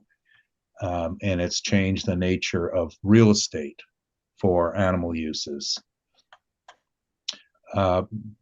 Page 2, 276 Colony is a daycare now, and a daycare, of course, are inspected by Manitoba government, and they're required to meet standards of accommodation. And again, these are all far superior to the subject, and you have to pay for it. 778 Corridon is the next picture. It is a gallery. It is not a drop-in center for people with difficulties. It's a gallery. And the year I got on it was 1968. It's the Stoneware Gallery, and we manage this. And you can see I have the Stoneware Gallery, 3,372 square feet. And so over it, which is the adjoining portion of it, they rent the front of it, and then the back Stoneware has is 782 square feet. So the assessor misidentified it. But again, it's a quality issue, a gallery on Corridon. Page 3 is one of the buildings at 850 Pembina. It's 3 buildings. They're about 45,000 square feet in total. But in the last, this was an excerpt from the municipal board, which we just went through, and the building is a semi-gross building. The recoveries are not the same for the tenants. Some are on higher rates of recovery than other. So the reason it happened actually had to do with how the expropriation impacted the property, because the city took land in front, and some of the land in the rear had a locomotive or railway tracks coming in closer, and so they're not getting full recoveries anymore. So the assessor brought forward leases renewed in 2022. They're all differential rates, so there should have been some more due diligence there to work out what the actual net was.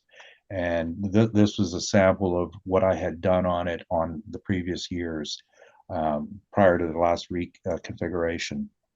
634 Portage is on page 4, and this was sold on the conditional basis that this zoning be approved.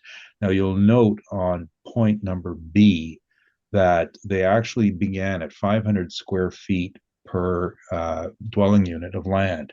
That's an RMU designation, not C2. C2 is the equivalent of RMFM.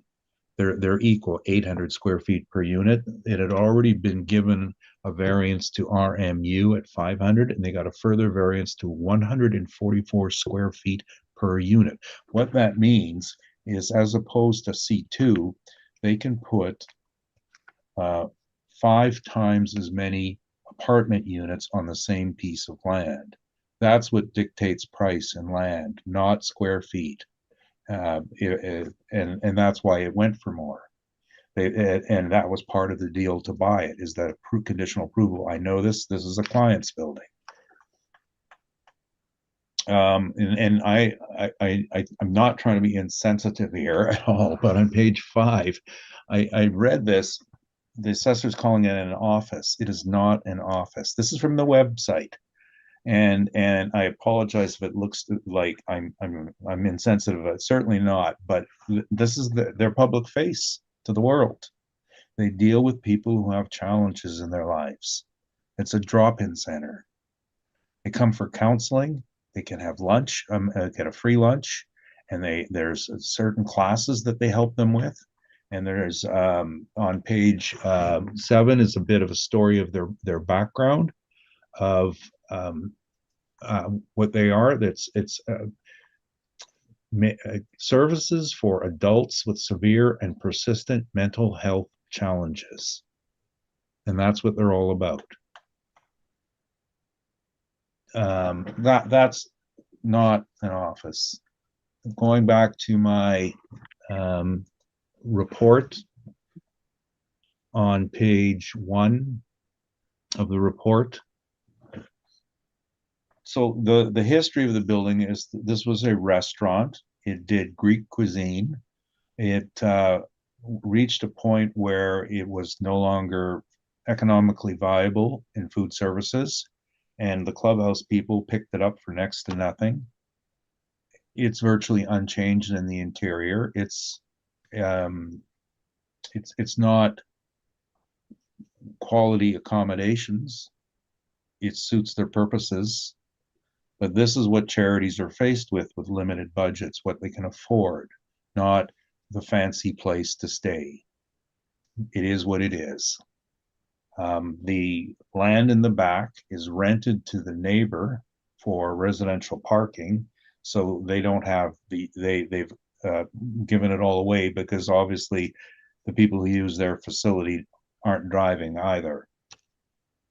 The rent, I've looked at it 2 different ways. One is a rent with the parking and then added on later. Secondly, would be the whole building. And because what we have is comparables, some had parking included, some had no parking. And so there's a very good correlation between the two. So on page 1, you can see I used a rent of $7, and then we added 151,000. I'm not going to dispute that value for the land, but this is how the assessor did it. The difference being is that the $7, and I will show you some, the rents shortly, is what we applied. The 880% is this is from the Johnson report. So this is from the issue that would have been for the relevant period in April of 2023, and the overall Winnipeg office rent was 9.2%. Miscellaneous rents were 8.4%. We just blended them, and the miscellaneous carries the greatest weight. That's the closest in nature to this. It is certainly not an office, but we really only have 3 categories of rent. 4 categories. We've got office, retail, industrial. Okay, 3, and we should have more, but there's no distinct classification for social assistance buildings, so it is lumped in with them. And as far as vacancy goes, that's our only reliable one. We've used a rate of 5% for non-recoverables and 2% for structural reserve. I haven't changed this, and no matter what the city has changed. I would point out that if you look at the assessor's material on the page 15, what these people, the owners have supplied to the city is $83,000 in annual expenses. $83,000. Now, that is going to demonstrate a very, very high degree of non-recoverables, because that's high. And if you look at what they've actually supplied, for example, $15,000 in maintenance and repair, that's because it's an old building and they got to keep fixing it. And that's what goes into those non-recoverables. So the assessor's own data supports but even a higher degree of non-recoverables than we've actually applied. However, on the shortfall side, we use a much lower number, and that's a recognition that the place is school tax exempt, and the major component on the shortfall are the taxes. That's why it's lower. In terms of a capitalization rate, there is no such thing as a cap rate for buildings like this. They're typically owner occupied. They do not trade on the market as investment properties. And again, without being insensitive, investors have no interest in properties like this. They do not get, it's not a good commodity. It's a charity. They live, as they say, hand to mouth on donations. They generally can't afford to pay the rents. What happens is when they raise money, they will get enough capital to buy a building and struggle through with ownership. To pay a rent and come up with a couple of dollars every month, it doesn't fit in with their business model.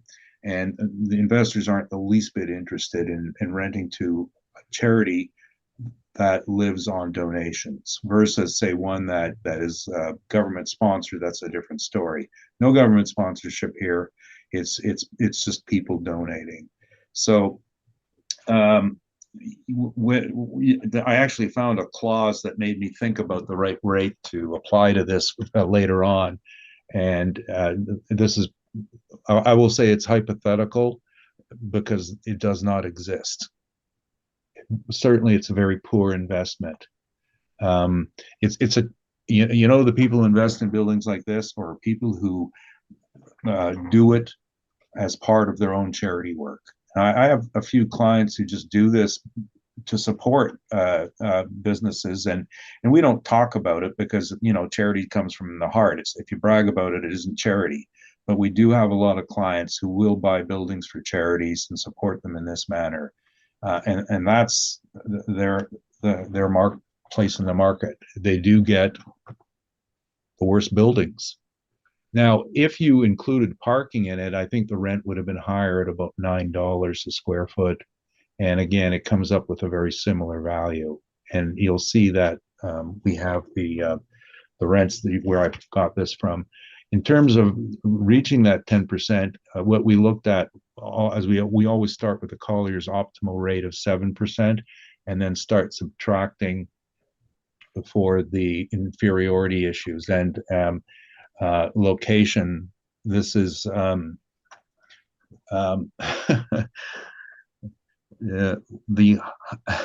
we have a building, another building that we do work on, which is a block away, and it's a sad fact, but the highest murder rate in Winnipeg is in this neighborhood. That's just not good for an investment. It's the truth. And it is what it is. And we're very critical of it, and from an investment point of view. Design and layout being a former restaurant, again, and by the way, it cannot simply be, let's tomorrow turn it into a restaurant, open the doors. You'll never meet code, because it was built in the 70s, and to come back to modern code is going to cost hundreds of thousands of dollars. To come back to office code will cost hundreds of thousands of dollars.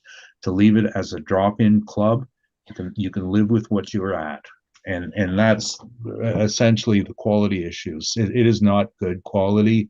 Lots of deferred maintenance, but it works for them. Income stability, a major factor with the charity. So page 3 is the front of it. You can see that the style came from the restaurant with the entranceway with the curved opening, and the back picture is that this is all rented out to the neighbor, and the neighbors even installed their own fenced off smoking area with a chain link fence all around it.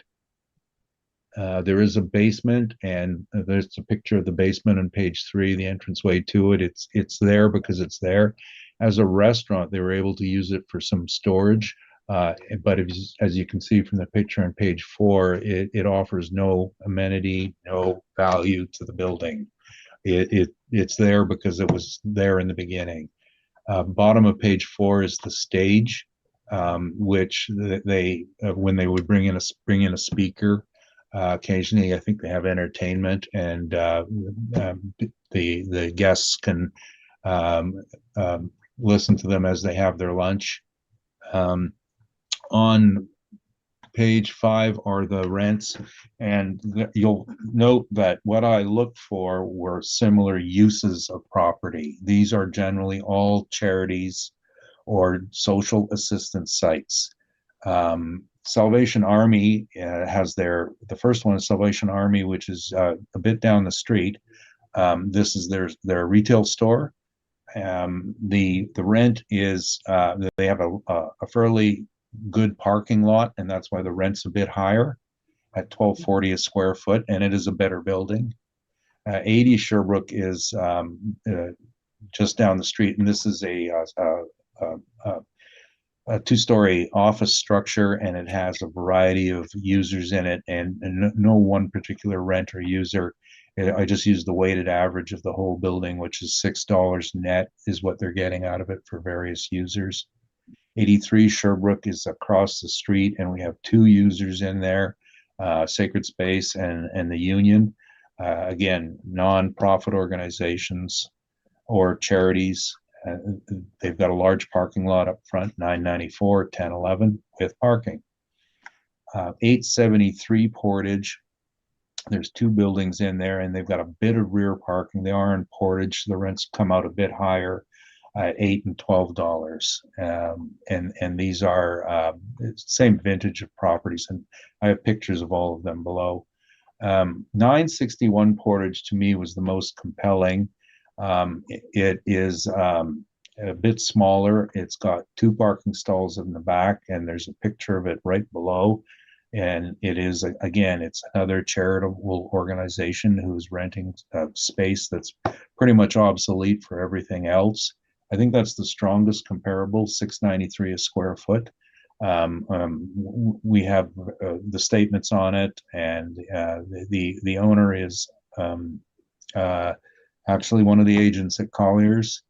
It's what it is. 275 Portage is the old donut shop on Notre Dame, and it's been a variety of uses over its time, and it's got parking, a lot of parking, and $9.67 a foot. And I was looking at that one as kind of establishing a range for a site with parking, when you had it included. This is a far superior building.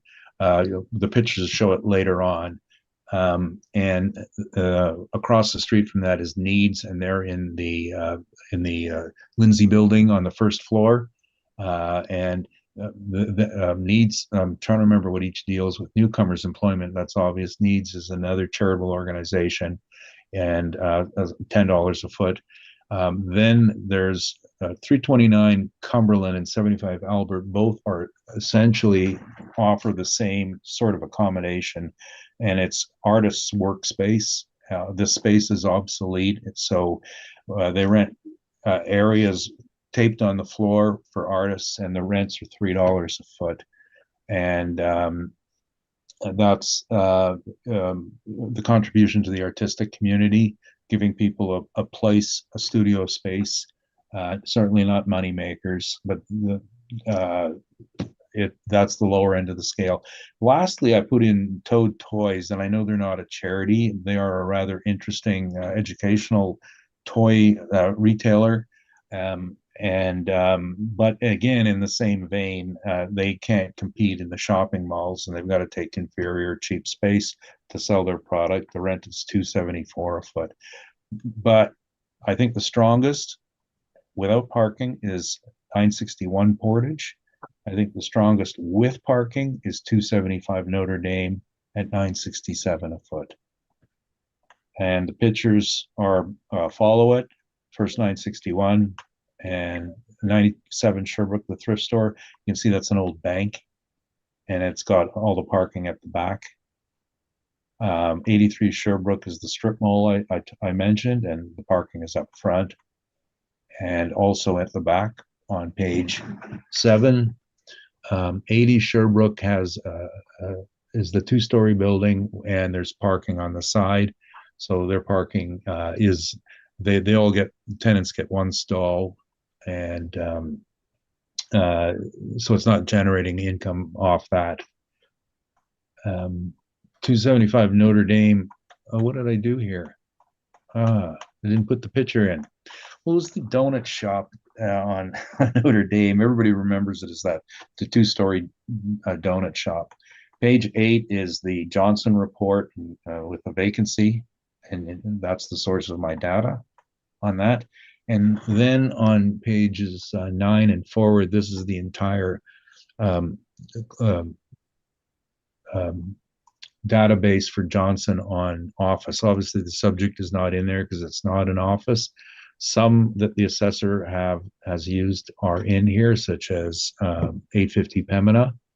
And we just put this in just so that you can see that when we talk about database, here's a database of several hundred properties that goes into 454 records of determining how you figure out a vacancy, so it's transparent. The zoning, we put in all of these. I spoke to it earlier, and you'll notice on page 14 there's the equivalencies of C2. C2 is a RMFM. That's the middle of the page, and parking bylaw, which and the rest in the zoning. On moving way ahead. There's page 25. There's discussion of cap rates, and then on our page 26, this is something. Page 26 that since I suppose most we point out to is probably the beginning of COVID, there have been very strange market issues in terms of a lack of real investment sales, because there's been a lot of change in use in a lot of properties, so they're not selling for their cap rate. One of the things in our profession we've seen is the link of the cap rate to the bank rates. And when I became an appraiser, that's the way we were taught. The spread to the interest rate can help you with your cap rate, 3 to 4 points. And now, 5 years later, they've rediscovered this. But it is the truth of the matter. A cap rate is the ability of the property to pay its loan, and the loan is based on the interest rate. And so the major issue in our markets came about April 1st, 2021, with a significant increase in the Bank of Canada rate and therefore interest rates. So this is what we've been looking at as a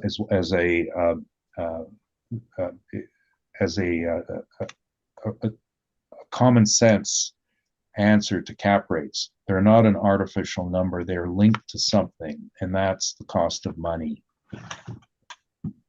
The Collier's cap rate report, which begins page 28, is just for interest's sake. But on page 29, I had to point this out to you in the red.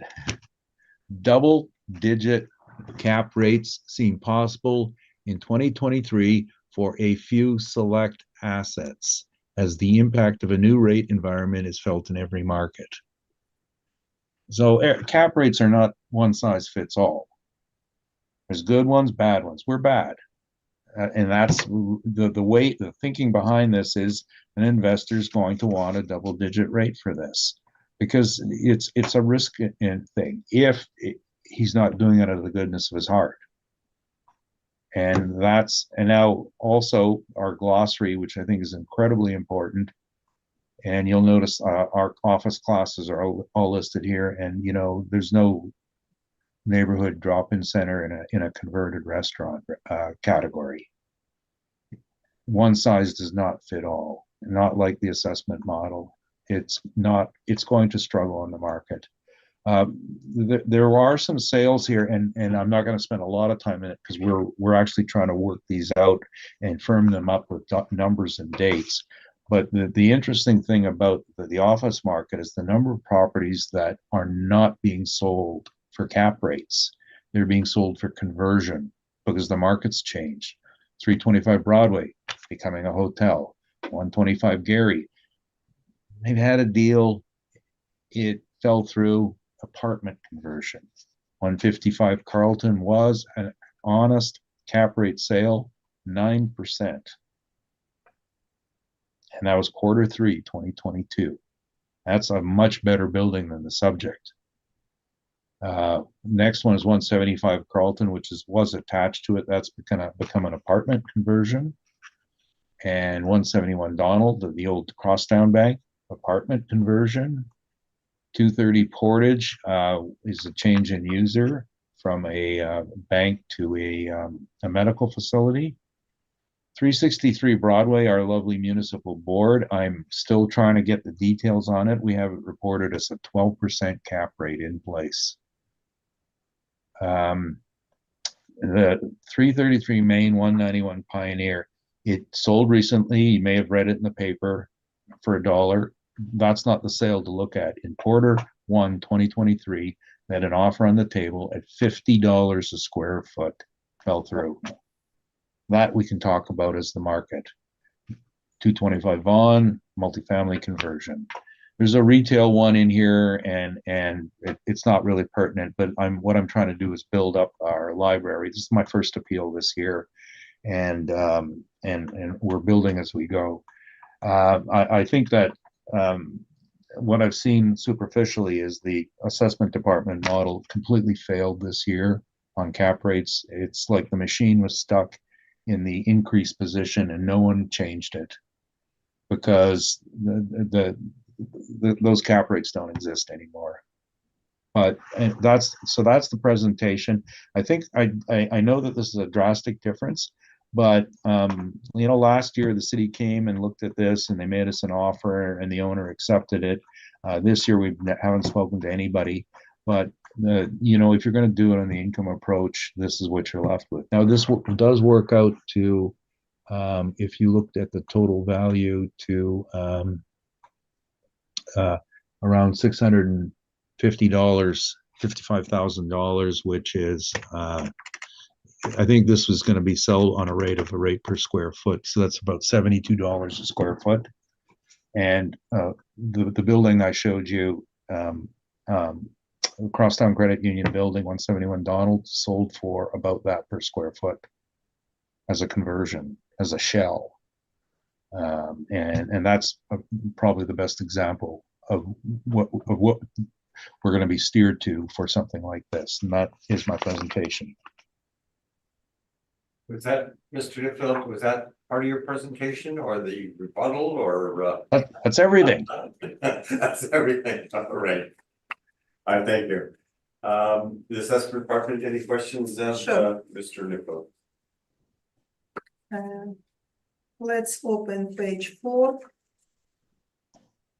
We can see basement space. You would agree that assessment department didn't assess basement area like leasable area, correct? I don't care what they did.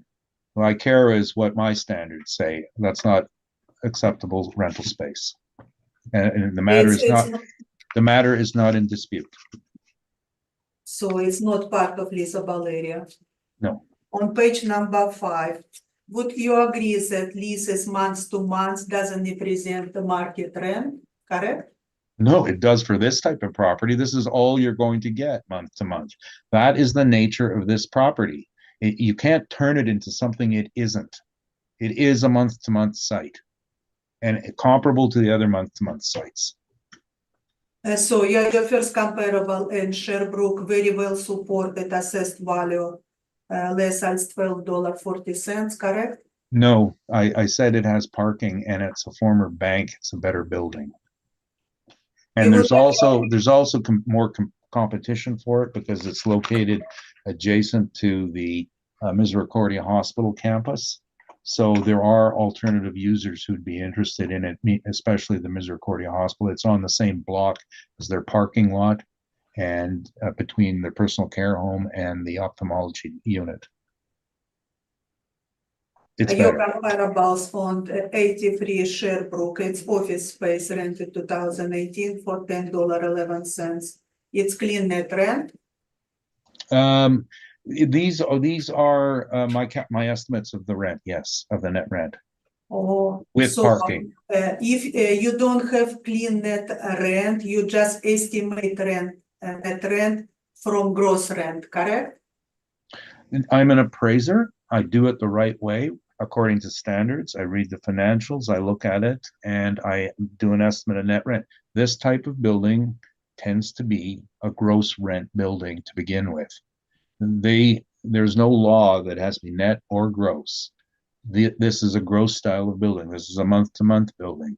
That's what you're gonna get. That's what it should be compared to. So when you estimate net rent from gross rent, it's a lot of assumption, correct? Absolutely Because no you rely on assumptions. this No, evidence. no assumptions. It's just facts. Take the statements. Dollars don't lie.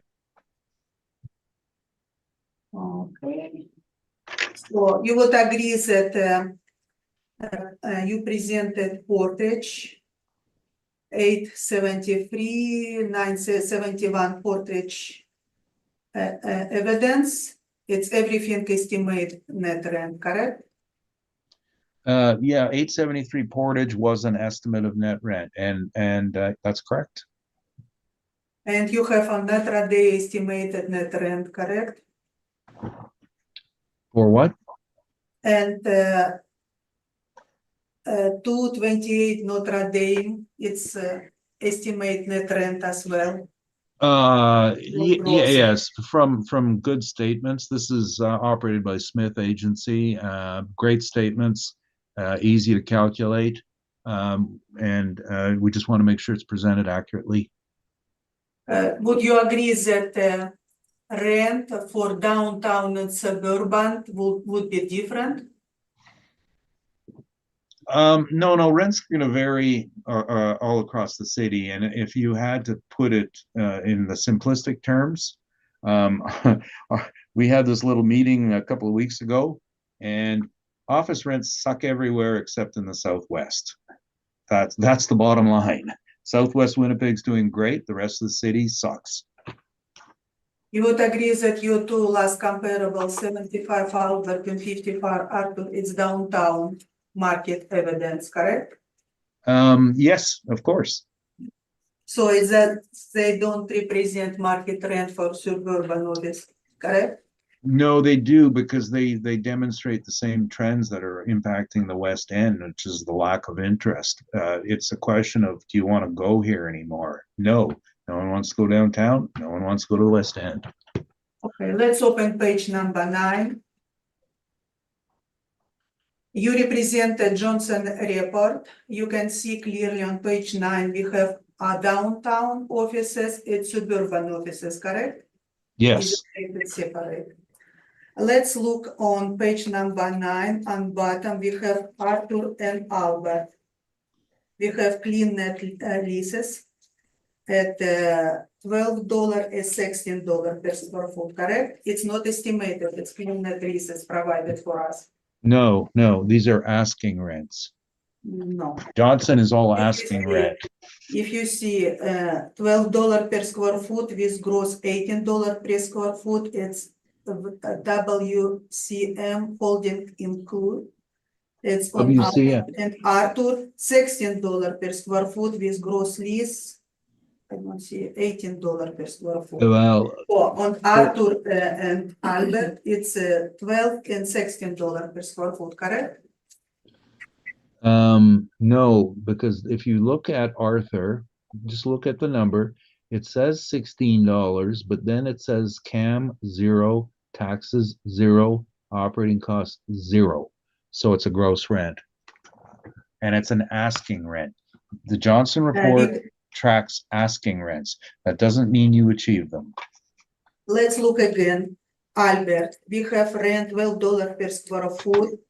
It's utility $6.02. Total $6.02. It's a net rent $12, correct? I did not use that as a comparable.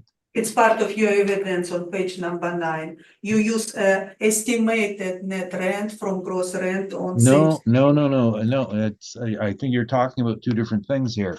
See, I didn't do the Johnson report. The Johnson report is, Wayne Johnson goes and he asks people, what are you asking? He writes it down and he puts it in his report. And that is what he tells people is the asking. Now, 62 Albert was not a comparable that I chose. This is what he said they're asking on the market. Doesn't mean they're going to get it. Sometimes it's they achieve it. A lot of times they don't. And I'm just looking at a lot of these, and yeah, they're not really achievable. But that's So on page 11, that's part of the process of real estate.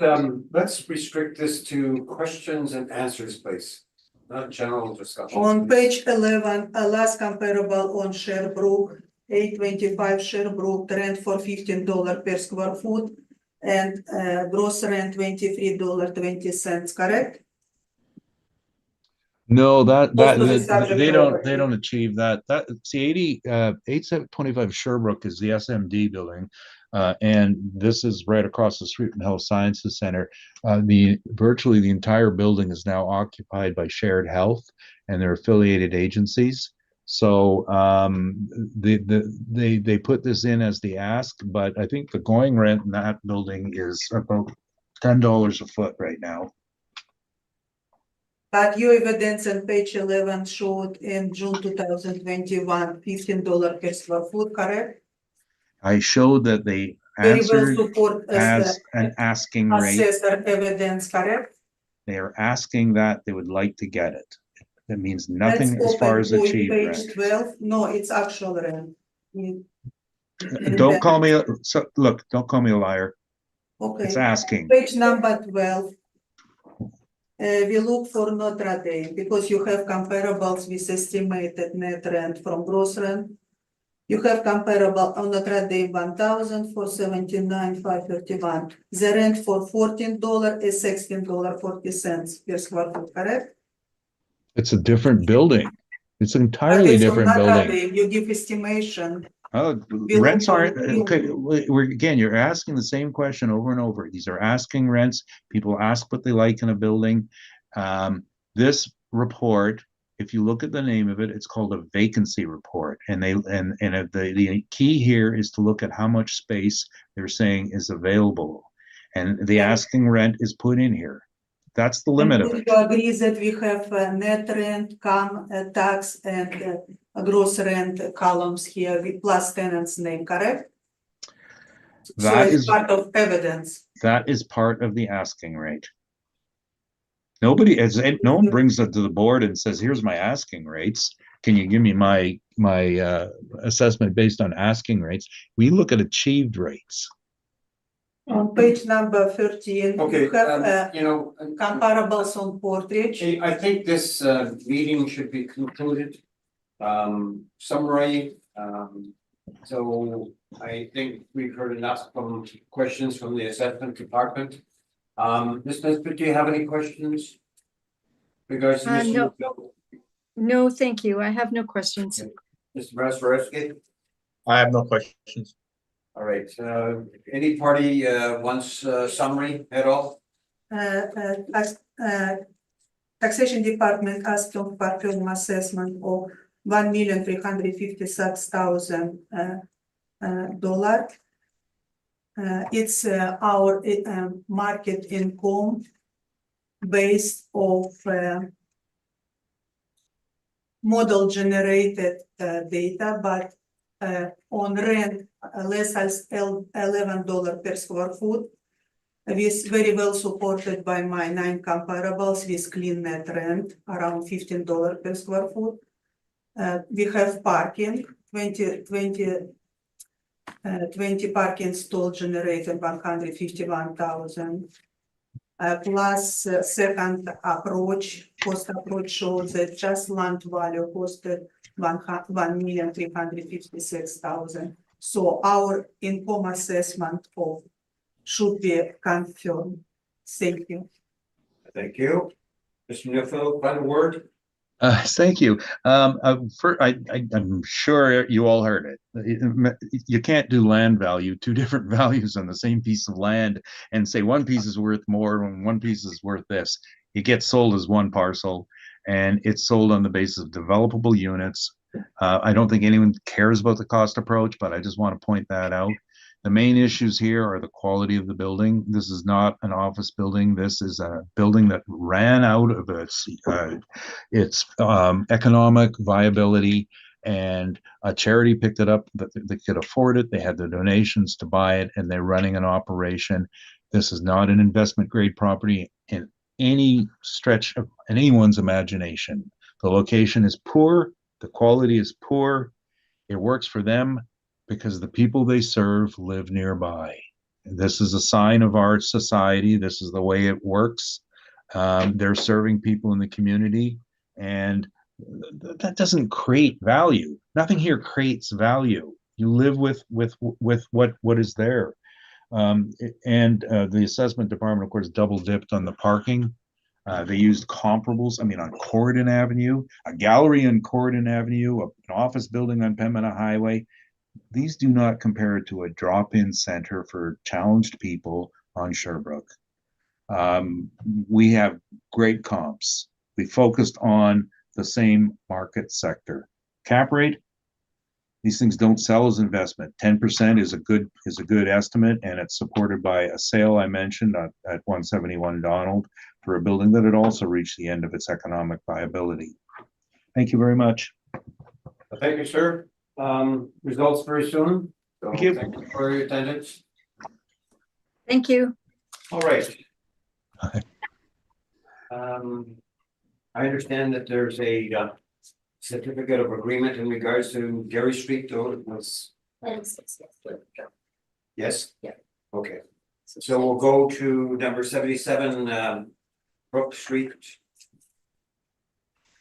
And I understand the applicant will be present, and so we'll get him sworn in. We get Mr. Christopher Mason. Mr. Mason, can you hear us? Yes, hi. Is my video on? Just making sure. Right, we're just going to affirm you. Can I get you to state your full name? It's Christopher Mason. Do you affirm that the evidence you're about to give this hearing is the truth, the whole truth, and nothing but the truth? Yes. Welcome, sir. Thank you for your patience. And so we'll have the assessor go through the subject property, 77 Brookside Street, whenever you're ready. I filed number 24598, roll number 130-990-71735 at 77 Westbrook Street. Owner is Richardson International Limited. We did assess roll 2025 reference day April 1st, 2023 at 22,692,000. It's a building built in 2020, 4-floor building from fireproof structural steel frame on land area over 47,000 square feet and plant area around 20,000 square feet. Gross floor area 61,133 square feet, same like leasable area. We have outdoor parking, 14 outdoor parking, a neighborhood Portrait in Main 171. Owners submit income expense mailer. Let's open page 13. It's owner occupied space. We have information for expenses. They have total expenses 1.5 million just expenses. On page number 2, airport of subject property. It's on corner Sherbrooke and Lombard. It's in downtown. More photo presented on page number 3. Airport view, and on page number 4, it's a street view. I have several property street view. On page number 5, you can see construction started in 2018. And photo on page number 6, it's facing Mills from Mill Street. So we assess property 61,133 square feet at $33.30. On bottom page 7, I have a set of comparables, 8 comparables on Portridge, Gary, Hargrave, and Main Street. Only one of them on Portridge same have fireproof structure. Rest of masonry or reinforced concrete frames. So my comparables leases between 2015 and 2021. Area, I was looking for big area between 35,000 to 96,000 square feet. And rent showed between $18 per square foot to $31 per square foot. My mean came across $25.41 and media $24.30. Let's look at my comparables for a few. On page 17, first my comparables on 755 Portridge. It's a 3-floor building facing Portridge. They rent for $21.50. On page 18, 114 Gary Street. It's on corner, it's facing Gary. It's a 3-floor building, rent on Gary for $18 per square foot. On page 19, we have 242 Hargrave Street. Hargrave Street rent around $31 per square foot. And my last comparable 360 Main Street. It's on page 20, rent for Main Street around $25 per square foot. We did apply 15% vacancy loss, expenses 3%, shortfall $10 per square foot. Shortfall, it's cost of occupancy of empty space. And our capitalization rate 7.1%. If we open page 10, downtown offices between 5.9 to 7%. We apply outside 16th percentile 7.1%. Also, we have income for parking. Subject property have 14 parking stall. Monthly net units rent dollar per square foot, $92 per square foot. And we apply 4.5% capitalization rate, give incomes, give potential estimated value of parking $343,000. On bottom page number 8, I presented 4 parking comparables. We have on Bannatyne, Lombard, and Bannatyne. You can see they rent stabilized net operating income per 1,000 months between $56.61 to $248. It's my mean 130 and my median 108. We apply $92. It's fair. On page number 21, article and innovation in Scranton downtown. It's article from 2018 about Richardson International to build 30 million center that will draw on an expert from across the nation. So, and they built over 30 million, and we assess property at 22,692,000. It's fair, it should be confirmed. Thank you.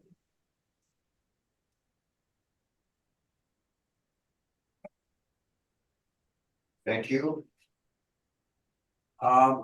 Madison, any questions of the assessor?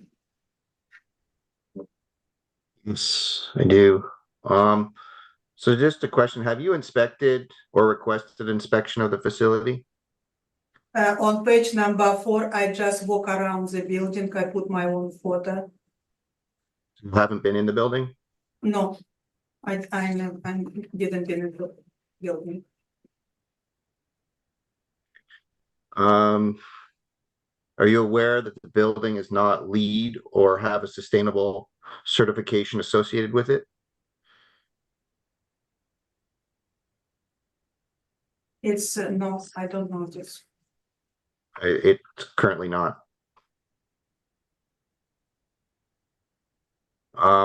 You know, and what features would you say make this building?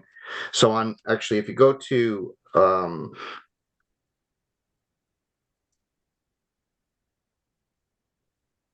2 seconds while I get my, so on page 7 of your brief, at the top of it, it says income stream, OFM office dental medical.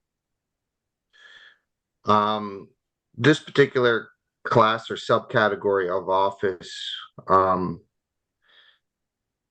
in my opinion, is incorrect. But what features would you say make this building a dental or medical office building? This type of building have extra lighting, suckers, like really medical office. They have extra plumbing, extra electrical.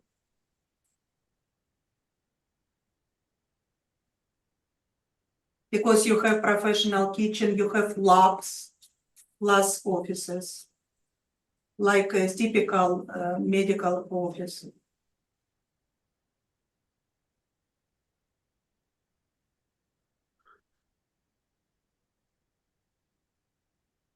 So what amenities are you aware that the building offers or has on site? When we set up this property, we use permits from PPND, Property Development Plan. We decide that it's medical office. Because I like I already mentioned, it has extra electrical and plumbing compared to real normal office building. It's medical space. In my brief, I'll go in explaining why I don't believe it is, but I'll move on to my next question. So what amenities are you aware that the building offers? Amenities such as retail space or offering restaurants or fitness centers or anything that's associated or within the building, or services, professional services such as professional management services that this building offers? And how accessible is it to transit, and how much parking is associated with the general building? For our parking income, we pay attention rent, square footage of space, rent. I provide comparables for my rent. Rest for for income approach, we apply huge vacancy, 15% per square foot, 15% vacancy, like for typical office building this size. We apply $10 per square foot a shortfall if it's space empty, but vacant space. I think you're missing my question. We don't assess what you're talking about. It's Okay, market income. When you open my page 7, what we deal with. Usually a class A office building that would attract a $32 a square foot rent would have access or easy accessibility or at the street level access to this particular site. So this office building has no amenities associated with it, has minimal parking, and has no interior fitness center or anything associated with it. So it's a office building. That's it.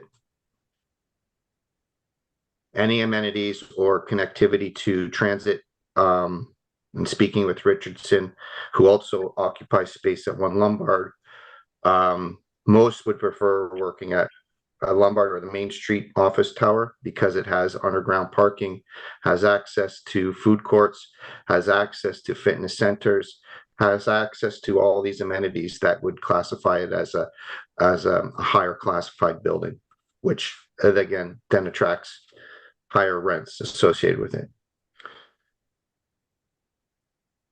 So my next question, have you completed a side-by-side comparison in terms of building classification to determine the appropriate classification and rent of the subject? For example, No. how does this building compare to 242 Hargrave or 360 Main Street, or even the new build, the Wawanisa office tower, and all the office towers that are generally Class A in the city? And I pick comparables, try to find similar space like subject property. You don't have a medical office this size and downtown. All my comparables located at downtown. And what I was looking for big square footage. Like So just subject to be property, clear, 60,000 this square feet. building was not And all built my as a comparables facility. from 35 to 96,000 square feet. And they rent around $25 per square foot. But it's specific office space, but we're talking about medical space. So usually rent for medical space more higher than for office space. And as I go through That's my why model generate $33.30. Mhm.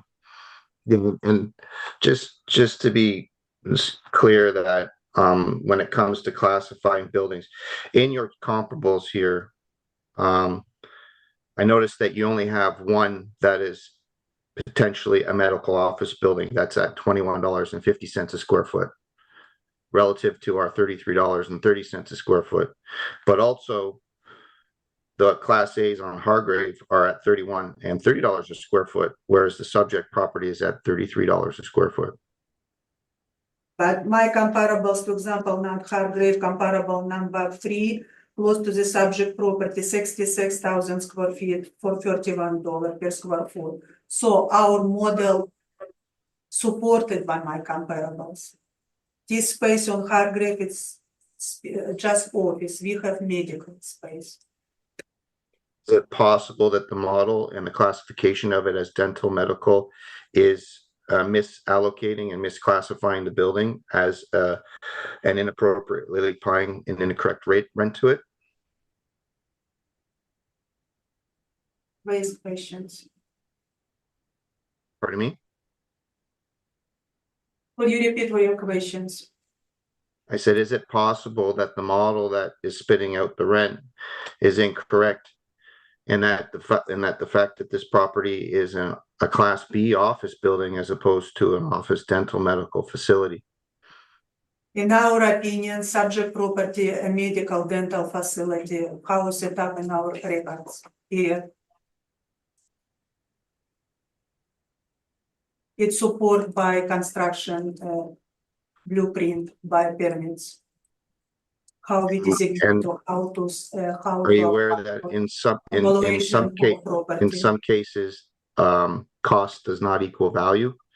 And if I want to bring attention to, if you want to bring attention to cost, already in my evidence on page 21, this cost of property cost over 30 million. This says less than 23 million. It's fair. okay, but I also want to bring attention to the last few paragraphs where it states that there's this concept of transference of value where there's flagships or people build head offices and where the cost doesn't necessarily reflect the true market value. And there is case law that supports that. It's through the Supreme Court, and that is evidential that through Montreal and versus Sun Life. In any case, in these last comments here, it states that the company officials, and I'll read it verbatim, It says, company officials said it will become another asset in the city to collaborate with food science and work with University of Manitoba and the Culinary Arts Department at Red River College, as well as the Canadian International Grains Institute and Food Development Center of Portage. So they're adding value through collaborations with other organizations and institutions within the city. And Boyson, believe the CFO or the CEO or CFO said the investment is not being done out of the sense of competitive urgency. It is about their optimism about the future. If they wanted, they could be casual about it, which they do not want to, but at the same time, if they wanted to, they can guarantee they would not build something like this, and they would do it in an industrial park. So the value that there are an architectural value does not necessarily, and the cost that they input into the construction of this office building, $30 billion, does not reflect a market value. And associating the building or categorizing it as a dental medical facility when you haven't inspected the facility to understand exactly what the building is, assigns an incorrect value on the property.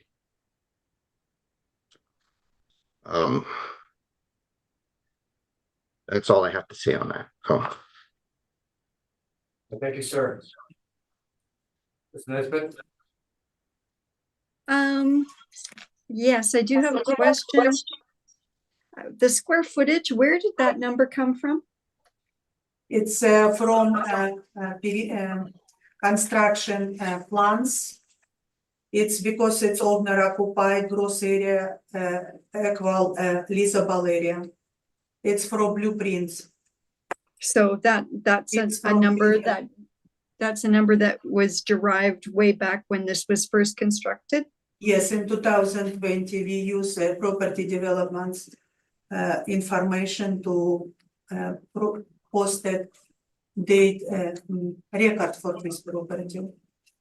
Okay, we heard quite a bit as to whether or not this building is a OFM, office dental medical, versus an OFB, and I'm looking forward to hearing the applicant talk about that more from his perspective. But you said you have not inspected the property? Not me, a colleague inspected. Before what property owns the role, we usually inspect it. We have to inspect. Okay, so it was inspected at one point, by and me. your comparables, 755 Portage, that is what type of building? All my comparables office space, because I don't have big square footage medical office in downtown. Do you have medical offices anywhere else? It's because market for suburban and for downtown, it's two different market. Okay, so these are all just straight office buildings. Yes. That's why our assessment a little bit higher rent, because medical. Normal office building doesn't have professional kitchen, doesn't have professional labs. Lab when you do a lot of testing, it's a part of construction cost. So our we have a background, we have income approach, and background we have post approach. Mm-hmm. No, that's I fine. presented post approach because when previous property, just to show that our income approach barely covered cost, we cannot go lower. In this case, I showed only income approach because we know that property cost around 30 million. It's less as 23 million. It's fair. Yeah, no, I understand why you've shown the cost approach. I appreciate the different methodologies. This is, though, the assessment role is being evaluated on the basis of income, though, right? Income and a cost approach parallel in our system. Okay, but you're income approach doesn't support a cost approach. And to clarify, though, the income approach value is the one that you're defending right now. Correct. Yeah, okay. So these rent comparables you're showing us are offices. You didn't present to us anything that would suggest what a medical office is.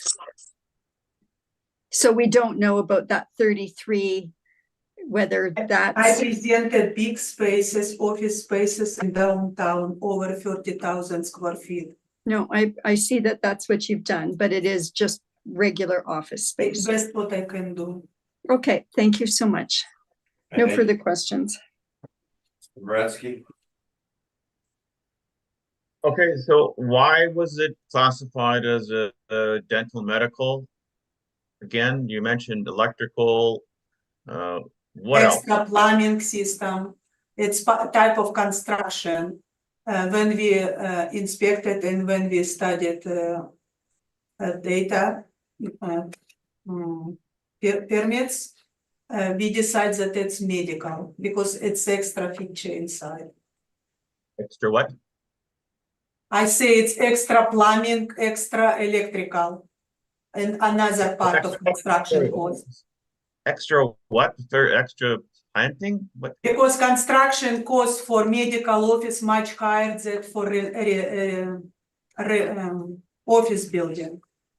That's why we have distinguishing medical space and office space. They have different rent in our system. What Yeah, I understand that. data I just shows. want to know why this building is classified as Because office. it was classified as medical at the beginning. It's Was supported by classified by who? Was classified by who? my colleagues. It's our assessment decide. Yeah, but why did they assess it that way? Because we studied permits, construction permits. Studied permit. Everything showed it's medical space. It's extra. The permits are the ones that drove that whole classification issue. Yes, Construction. we studied property development information to post that is I got it now. property on the roll. Second question. What is it being used for right now? Or at Search the reference facility, search facility and office space. search facility? Is that what you said? Search facility? Research. Research or search? Research facility. Well, it's not being used for dental medical right now. But dental, medical, any blood test lab, it's special space. What is it being used for now? Is it being used for office dental medical right now? I don't have answer. What was it being used for in April of 2020? I say it's office medical space, not just clean office, it's medical space. That's why it's specific OFM stream. They have laboratory when they study. It's part of medical search.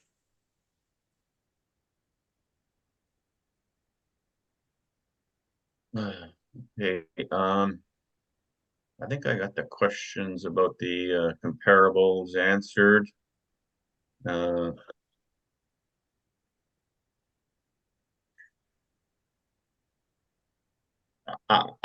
think that's it for me. Thank you very much.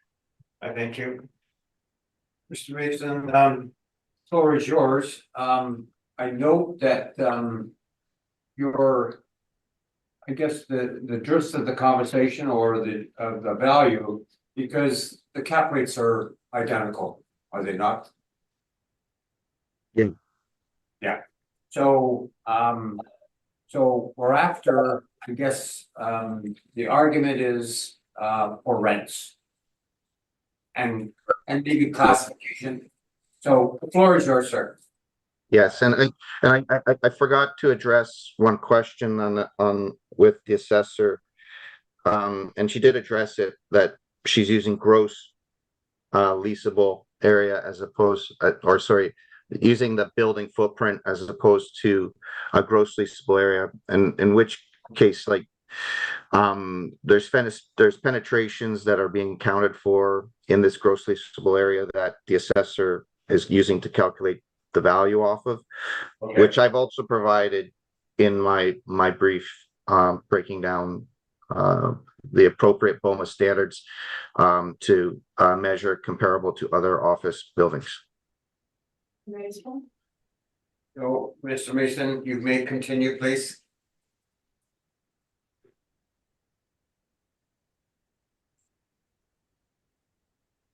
Just before I do continue, there is an error in on my statement brief on the second page on number 3. It should be $10, not $1.50. It's a minor mistake. I apologize.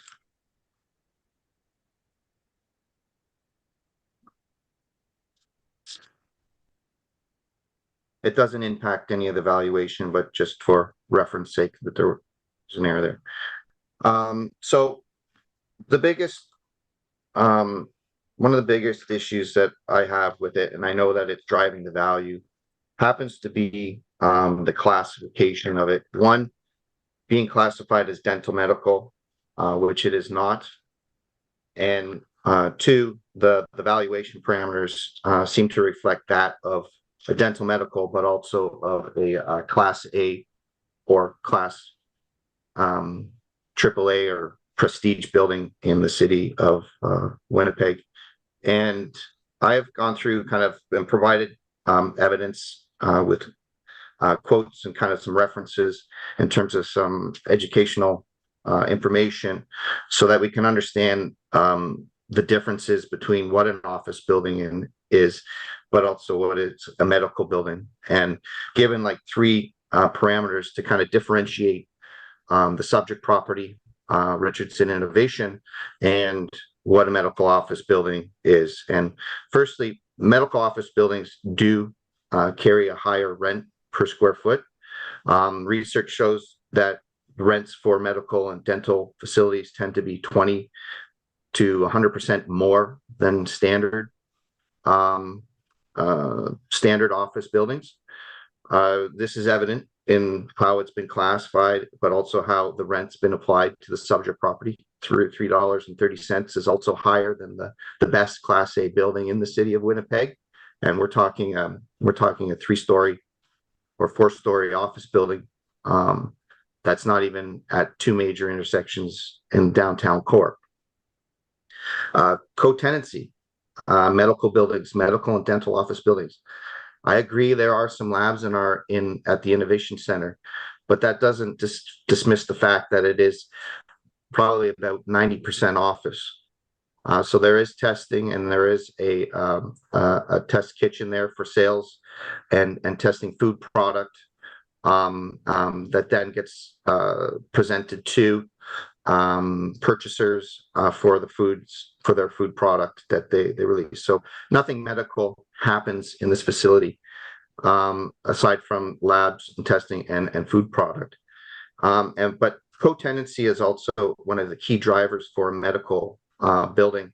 And co-tenancy means that you have multiple medical practices. So you have chiropractics, pediatricians, oncologists, massage therapists. They all tend to have a referral type business, but also are interconnected within these medical facilities.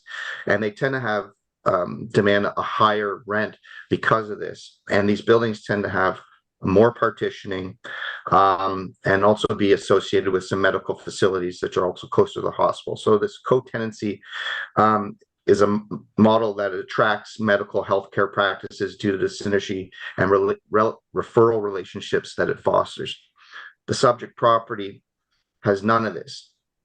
Yes, it may be close to one of the hospitals across the river, but other than that, there's no other kind of medical facilities that this benefits from, and nor can this building be partitioned. It was built specifically for and by Richardson's for their head office for their food processing and food development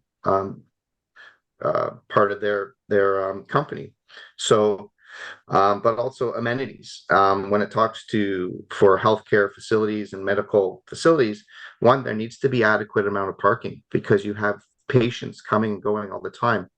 Um, 77 Westbrook has all but 13 parking spots. So the parking on this facility does not reflect that of a medical one. If you look at 75 Portage, or Portage, pardon me, that's my Toronto accent coming out. If you look at 755 Portage, there's a parking lot, a large parking lot right behind it. So, that in itself gives enough parking space for patients and those attending the medical facilities to have adequate parking, but also free for them. And they don't have to scramble or try to, if you have a woman and who's pregnant, she doesn't have to walk distances to try to find a parking spot, or if you have a disability, you don't have to walk distances to get to your medical appointment. So all these things differentiate a medical dental building, one partitioning and the ability to partition. The subject property wasn't designed to be partitioned. It's completely open. And two, its proximity to other things such as transit. You do have to walk several city blocks to get to and access transit. Parking's at a minimal for the subject property. It's at a premium in the area. And it's visibility. It's not on main lines. It's not on Portage or main streets that typically you'd recognize the building as a main a building. So the conclusion I say is that, one, the subject, based on that analysis and the evidence that I provided and the footnotes there, if you want to educate yourself, you can read some of the material that I've referenced. But the subject property is not a dental medical facility. I do agree there are labs, but a lot of office buildings also have extra facilities that require extra light, but also require some other built-in kitchens and stuff like that. So that doesn't necessarily differentiate it enough to put it in that category. So on to point 5. Bear with me as I kind of break down how I get to the rents, because I know that's what you're focused on, but I think it's important to really hammer home what the classification of the building is and how I came to determine what an appropriate classification on it is. And I provided in appendix B, or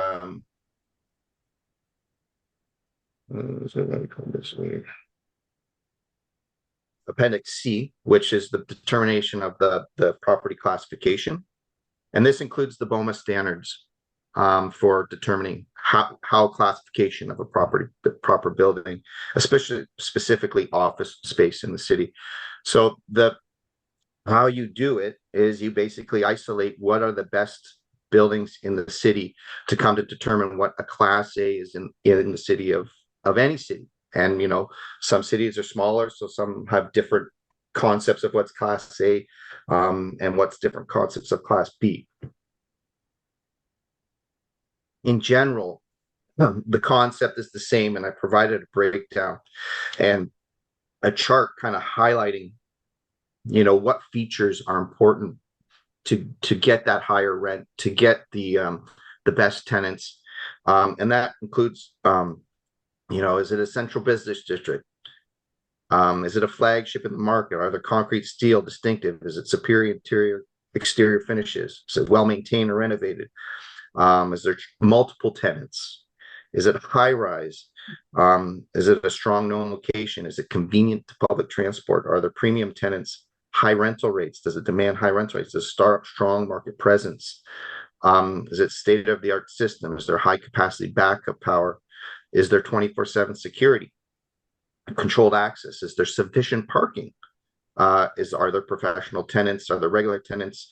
Are there fitness centers and conference halls? Are there service-oriented retail and cafeteria and shops? So all these stuffs, if you look at in the city of Winnipeg, there are two new structures over the last 6 years.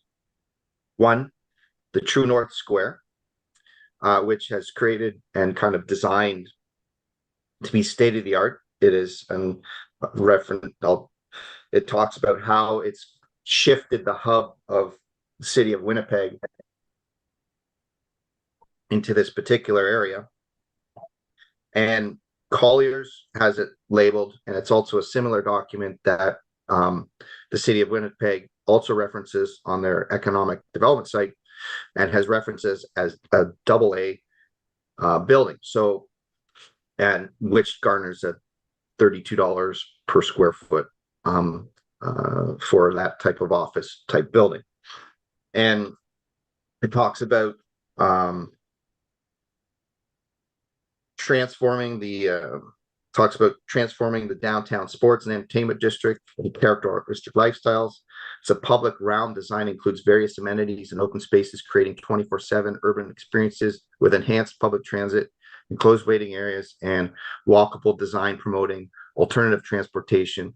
It is a LEED Gold sustainable standards and has received several awards, including the National Urban Design Awards and Royal Architectural Institute of Canada, the Steel Design Award of Canada, and so has all these accolades that put it in that A category. The most recent development would then be the Wawanesa headquarters, which is across the road from it, which is then, I make comments about, has similar concepts. It has accessibility to it, has street level retail associated with it, has an in-house childcare, it has an in-house fitness complex for the employees there. It has state of the art. It is LEED Core certified and Shell certification. I keep it as a Class A with a caveat that it is owner occupied, so does garner some level of risk with respect to the overall value. But generally speaking, I would say that is a Class A office building. In the Colliers Winnipeg office market, like I had referenced, and I can talk to that. It references these two buildings as AA buildings in the city of Winnipeg. So to relate Class 7 Westbrook to this, I honestly going through the check marks and my chart here that I went through, and admittedly I was going through it before we got together on this call. There's probably a few that probably could be checked on this thing that I didn't check, but for the most part, if you compare what I checked for the True North and the Wawanesa facilities, maybe there's a quarter of what was checked on those. So, it's not a high-rise building. It's 4 stories. It's a big indicator that it's not a Class A.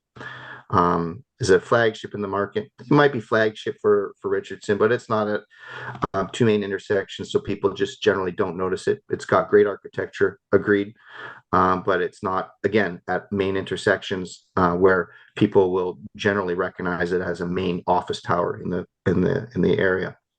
Is it well maintained and renovated? Yes. But does it have professional management? No. Richardson manages it themselves. Does it have 24/7 security? No. It's key locked and only accessible to employees. Does it have service oriented retail? No. Does it have a cafeteria? No. Does it have coffee shops? No. Does it have a fitness center? No. These are all things that are to its detriment, like comparing it to a Class A building. I would say it's new construction. It's new construction. Maybe it's not a total Class B, but maybe it's somewhere in between a Class A and a Class B, maybe a double or a triple B. So, it's got new finishes. I would say interior wise, the office finishes are average at best. It does have architectural features, the staircase and the big, the overarching atrium there, which is a feature. But again, through the office, and it's just generally it's an average style building. So my classification on that is it's a Class B building, and should also with that comes the Class B valuation parameters associated with the City of Winnipeg's valuation models. So if you go on to the next thing, the area that I had, and I had mentioned this briefly before we started, was and I didn't get to ask Svetlana, is it Svetlana? About the gross leasable area. And then I provided a breakdown on the BOMA standards and the BOMA measurements that were provided by Richardson on these areas, and provided a breakdown in terms of the areas with the appendix, and in a spreadsheet, kind of outlining what the actual BOMA area should be.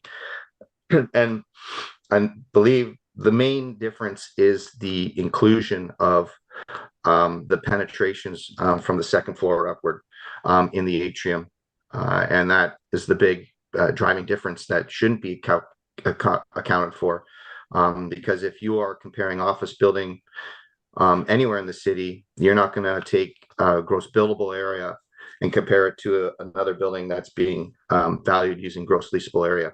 So, you know, this is simply an opinion, but like if you're valuing real estate, you should all be comparing apples to apples and using a similar formula to calculate gross leasable area. As such, I won't go through the little blurb. Can I interrupt you for 1 second? I have to, I have a parking, I have to go plug the meter, okay? So maybe we'll take 5 or 10 minutes, okay? And I'll just run down the street and park the meter, or I don't want to get a ticket. Sure. Okay?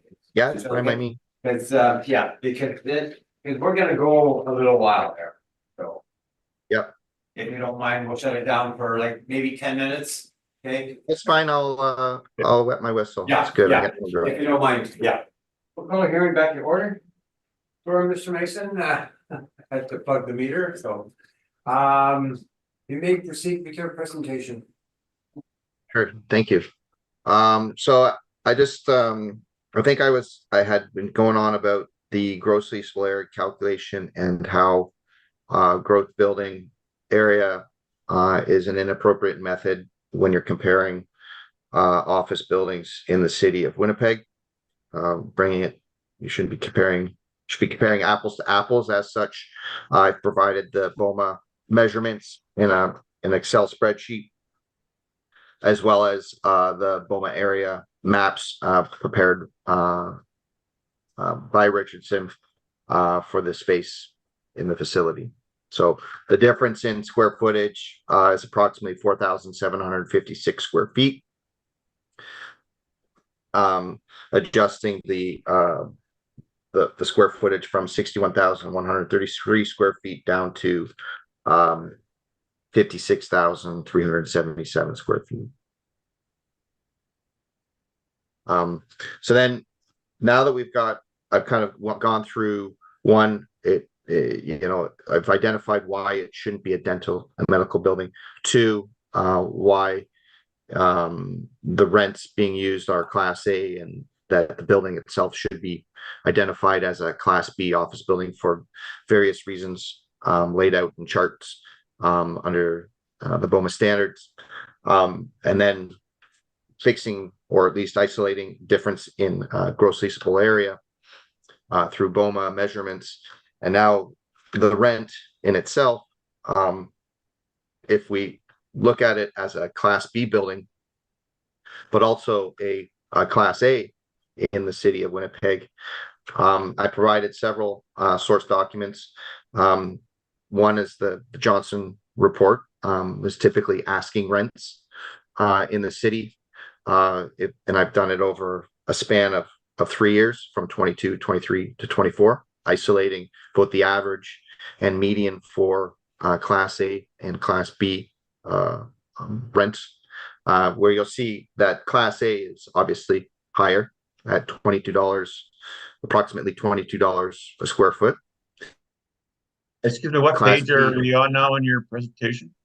We are in Appendix E. I did not number the pages, but that will be something I do going forward for sure. But Appendix E.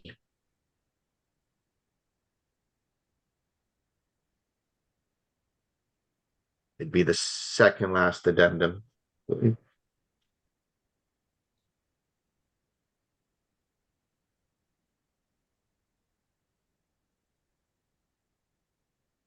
Does anybody else have the PDF page number there for that?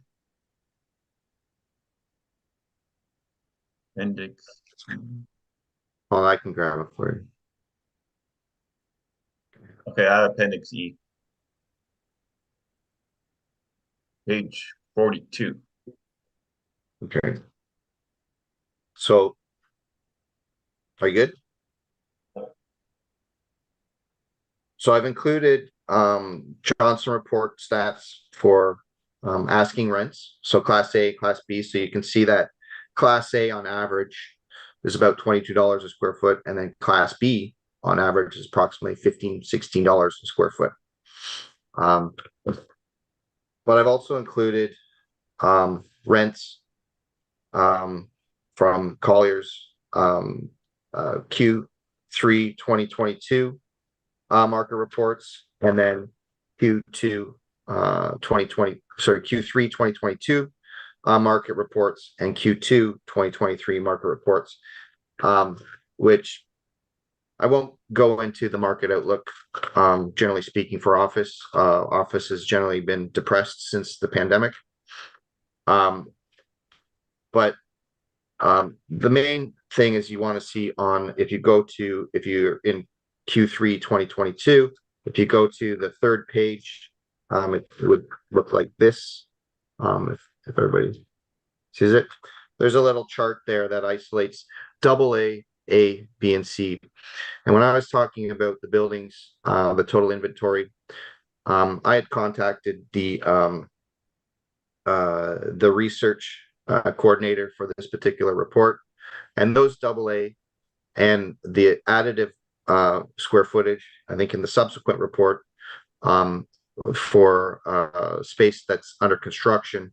So you have inventory, which includes the inventory for the True North, and then the under construction would be the Wawanesa building, which is based on Collier's identifier of it. It's a AA building. So, and you can also see that the rents associated with it are at a $32 per square foot. But if you look at Class A and B buildings, again, Class A is at 19, we'll call it $20, and Class B was approximately $16 a square foot.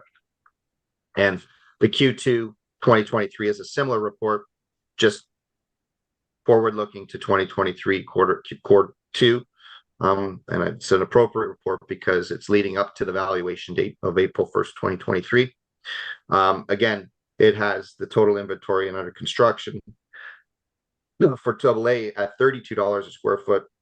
And if you look at A and B classifications, again, it's $19.54 for A, and Class B, it's $15.63. And then I included a couple CBRE reports that have similar statistics.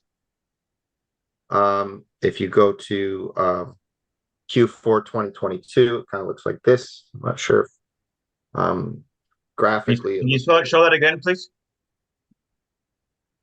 I can't see anything.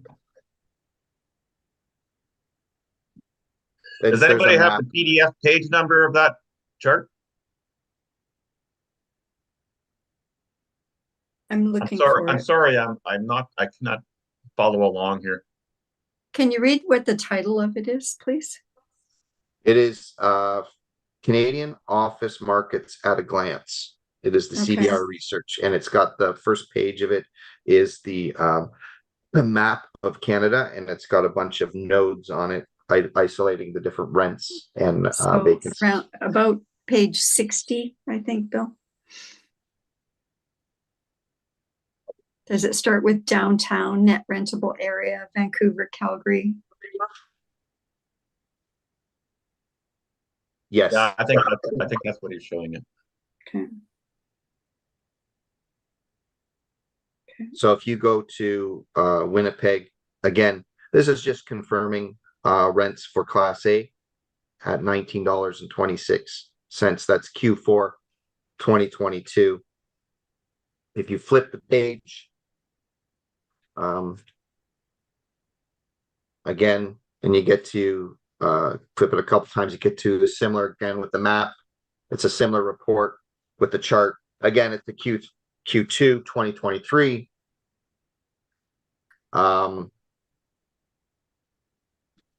Which is the Canadian Office Market Statistics Q2 2023 CBRE. Again, Winnipeg says that Class A rents are $19 with a vacancy of 14%, overall vacancies at 17% on it. And then moving forward, I included 3 reports. I'm not going to go into all 3 of them together, but if you scroll forward about 4 pages from that last one, you'll come to a Q1 2024 cap rate survey report. Okay. Is everybody there? So, where's Winnipeg? So if you see in Winnipeg, Class A is between 6.5% and 7.5%. And Class B is between 7.5% and 8.5%, which is consistent with the valuation as returned by City of Winnipeg, Winnipeg assessment. So the last appendix is summarizing everything I kind of concluded in terms of overall value. So on the in Appendix F, there is a table where it has the return value versus the recommended value, and the differences that I've concluded. One, it should be an office Class B building, but 2, the rent, and it shouldn't be a dental medical building. It should be a Class B office building for various reasons, which will then adjust the valuation parameters to reflect that of a Class B office building. I don't have issues with the parking as returned. It seems reasonable. So the rent I applied to it is also consistent with Winnipeg assessments designation of 114 Gary, which is a Class B building in their comparables, which is $18. I chose a higher rate outside of the averages that we're seeing of $15, $16. I felt it was reasonable and fair because it is kind of, it straddles the line of a new construction building with some newer finishes and such like that, which would generally carry some higher rent associated with it. So I gave it an $18 a square foot. And then I adjusted the valuation parameters. So the vacancy loss, I modified that down to reflect the Office B modeled vacancy, which is also consistent with the vacancy, the desk vacancy within the building of 12%. And then it also increased the shortfall from $10 to $14. I kept the cap rate for the valuation at 7.1, at which case is consistent with the original valuation, but it's also consistent with all the market cap rate studies I was able to collect. And that outside of the last addendum, which has some pictures, I'm not sure if you want to go through the pictures, but I feel like that was we could certainly do that, but I don't think it's necessary at this stage.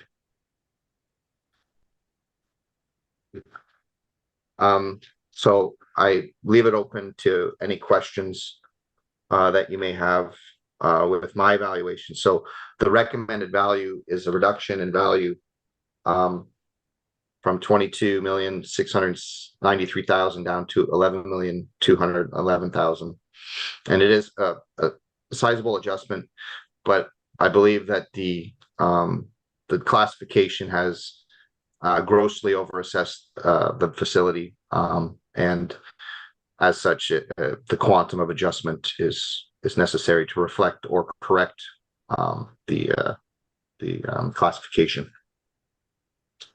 Thank you, Mr. Mason. Madam Thank you. Assessors, any questions? Yes. Would you agree, according to BOMA standard, that owner or single occupied building gross floor area equal leasable area? No. I would say that the gross building area is a better metric for calculating a cost of construction, and certain metrics, but also gross usable area is also a better metric for valuing areas for maintenance and cleaning facilities. Gross leasable area in general that excludes penetrations is an appropriate way to value office building, especially when you're comparing it to other office spaces in the market. You estimate income revenue only 1 million, but according to income expenses Miller, their expenses only 1.5 million. How you can explain it? Sorry, what's the question?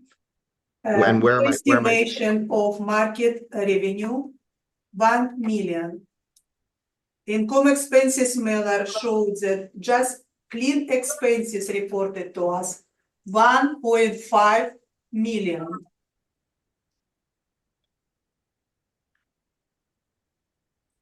So if we estimate market revenue, its income revenue should be much higher than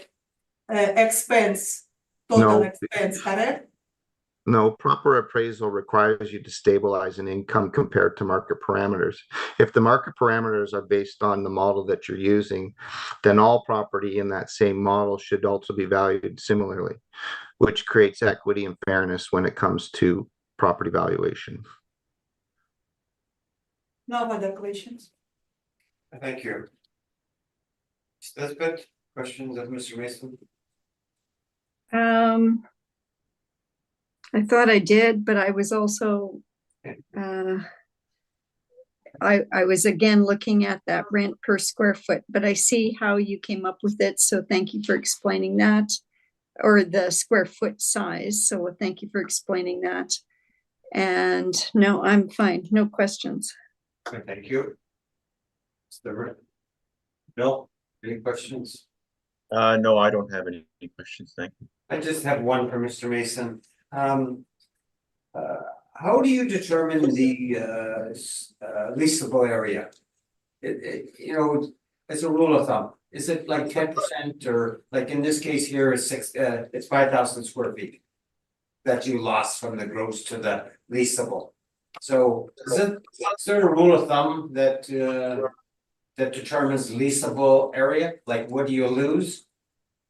So basically, when you're measuring under BOMA standards, you measure from the dominant interior wall for office building.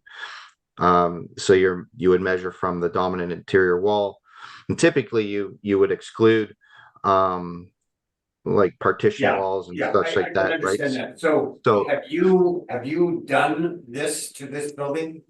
Yes. Yeah, it's included in the addendum there, and which is also included in a breakdown on the spreadsheet there. And there were changes. So areas that weren't historically included that I did include was because it's been updated. What's the walkout?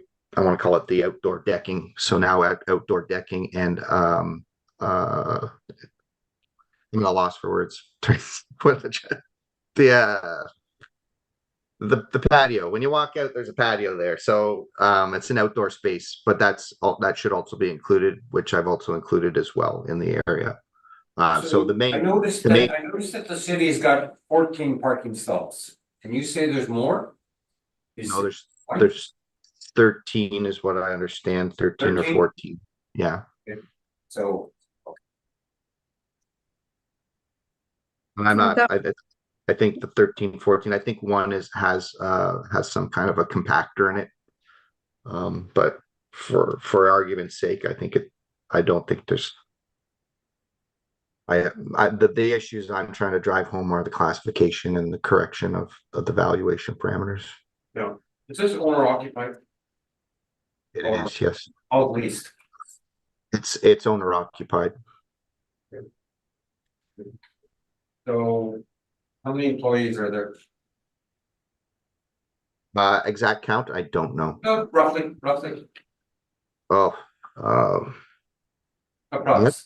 that number I don't have off the top of my head. So where would the employees park? To this building? Well, the parking stalls that are there, they do an auction or they auction them off at the beginning of the year. And then everybody else finds parking wherever there's service parking around, or they may park under one Lombard or any kind of neighboring outdoor parking spaces that's available or street There's parking. lots around. Yeah. Okay. You talk about, I guess this building was started in 2018 and just completed probably because it got an effective date here of, I think, 2020. So, do you happen to know what the total cost is, land and building? I do not. I would assume that it's roughly that 30 billion. Yes, the owners at all? Like what's on the books? No, because the cost, in my opinion, doesn't necessarily reflect the true value on the market. Yeah, but I'm just thinking, you have to determine some sort of value to, to put it on the books, to write it off, etc., and depreciate, so. Okay.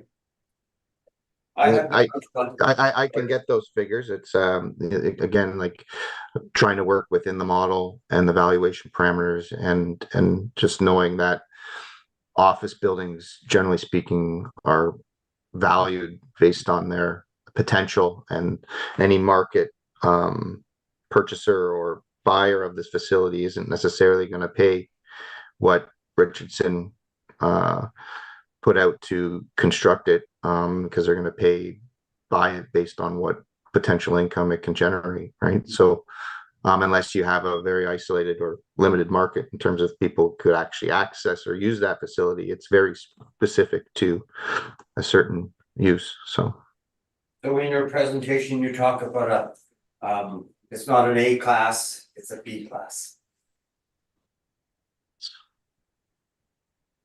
Right? Right. Yeah. And that's where the difference comes in. The city's at the A and you're at the B. correct. And the rent, Yes. yes. Okay. All right. Madam Assessor, conclusions at all?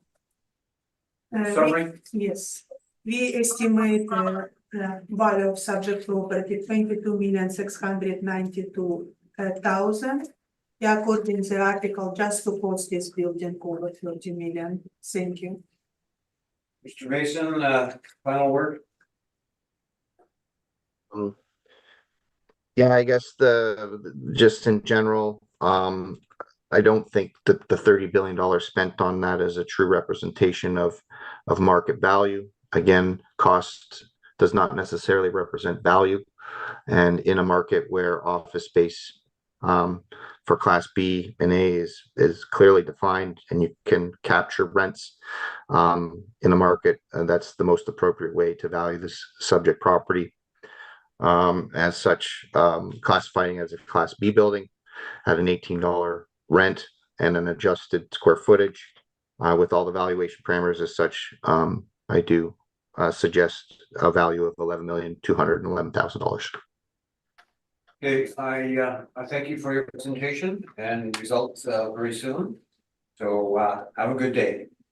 Thank you very We have heard all the items scheduled and this hearing is now adjourned. So thank you, assessors, very kindly. Thank you very much. Thank you.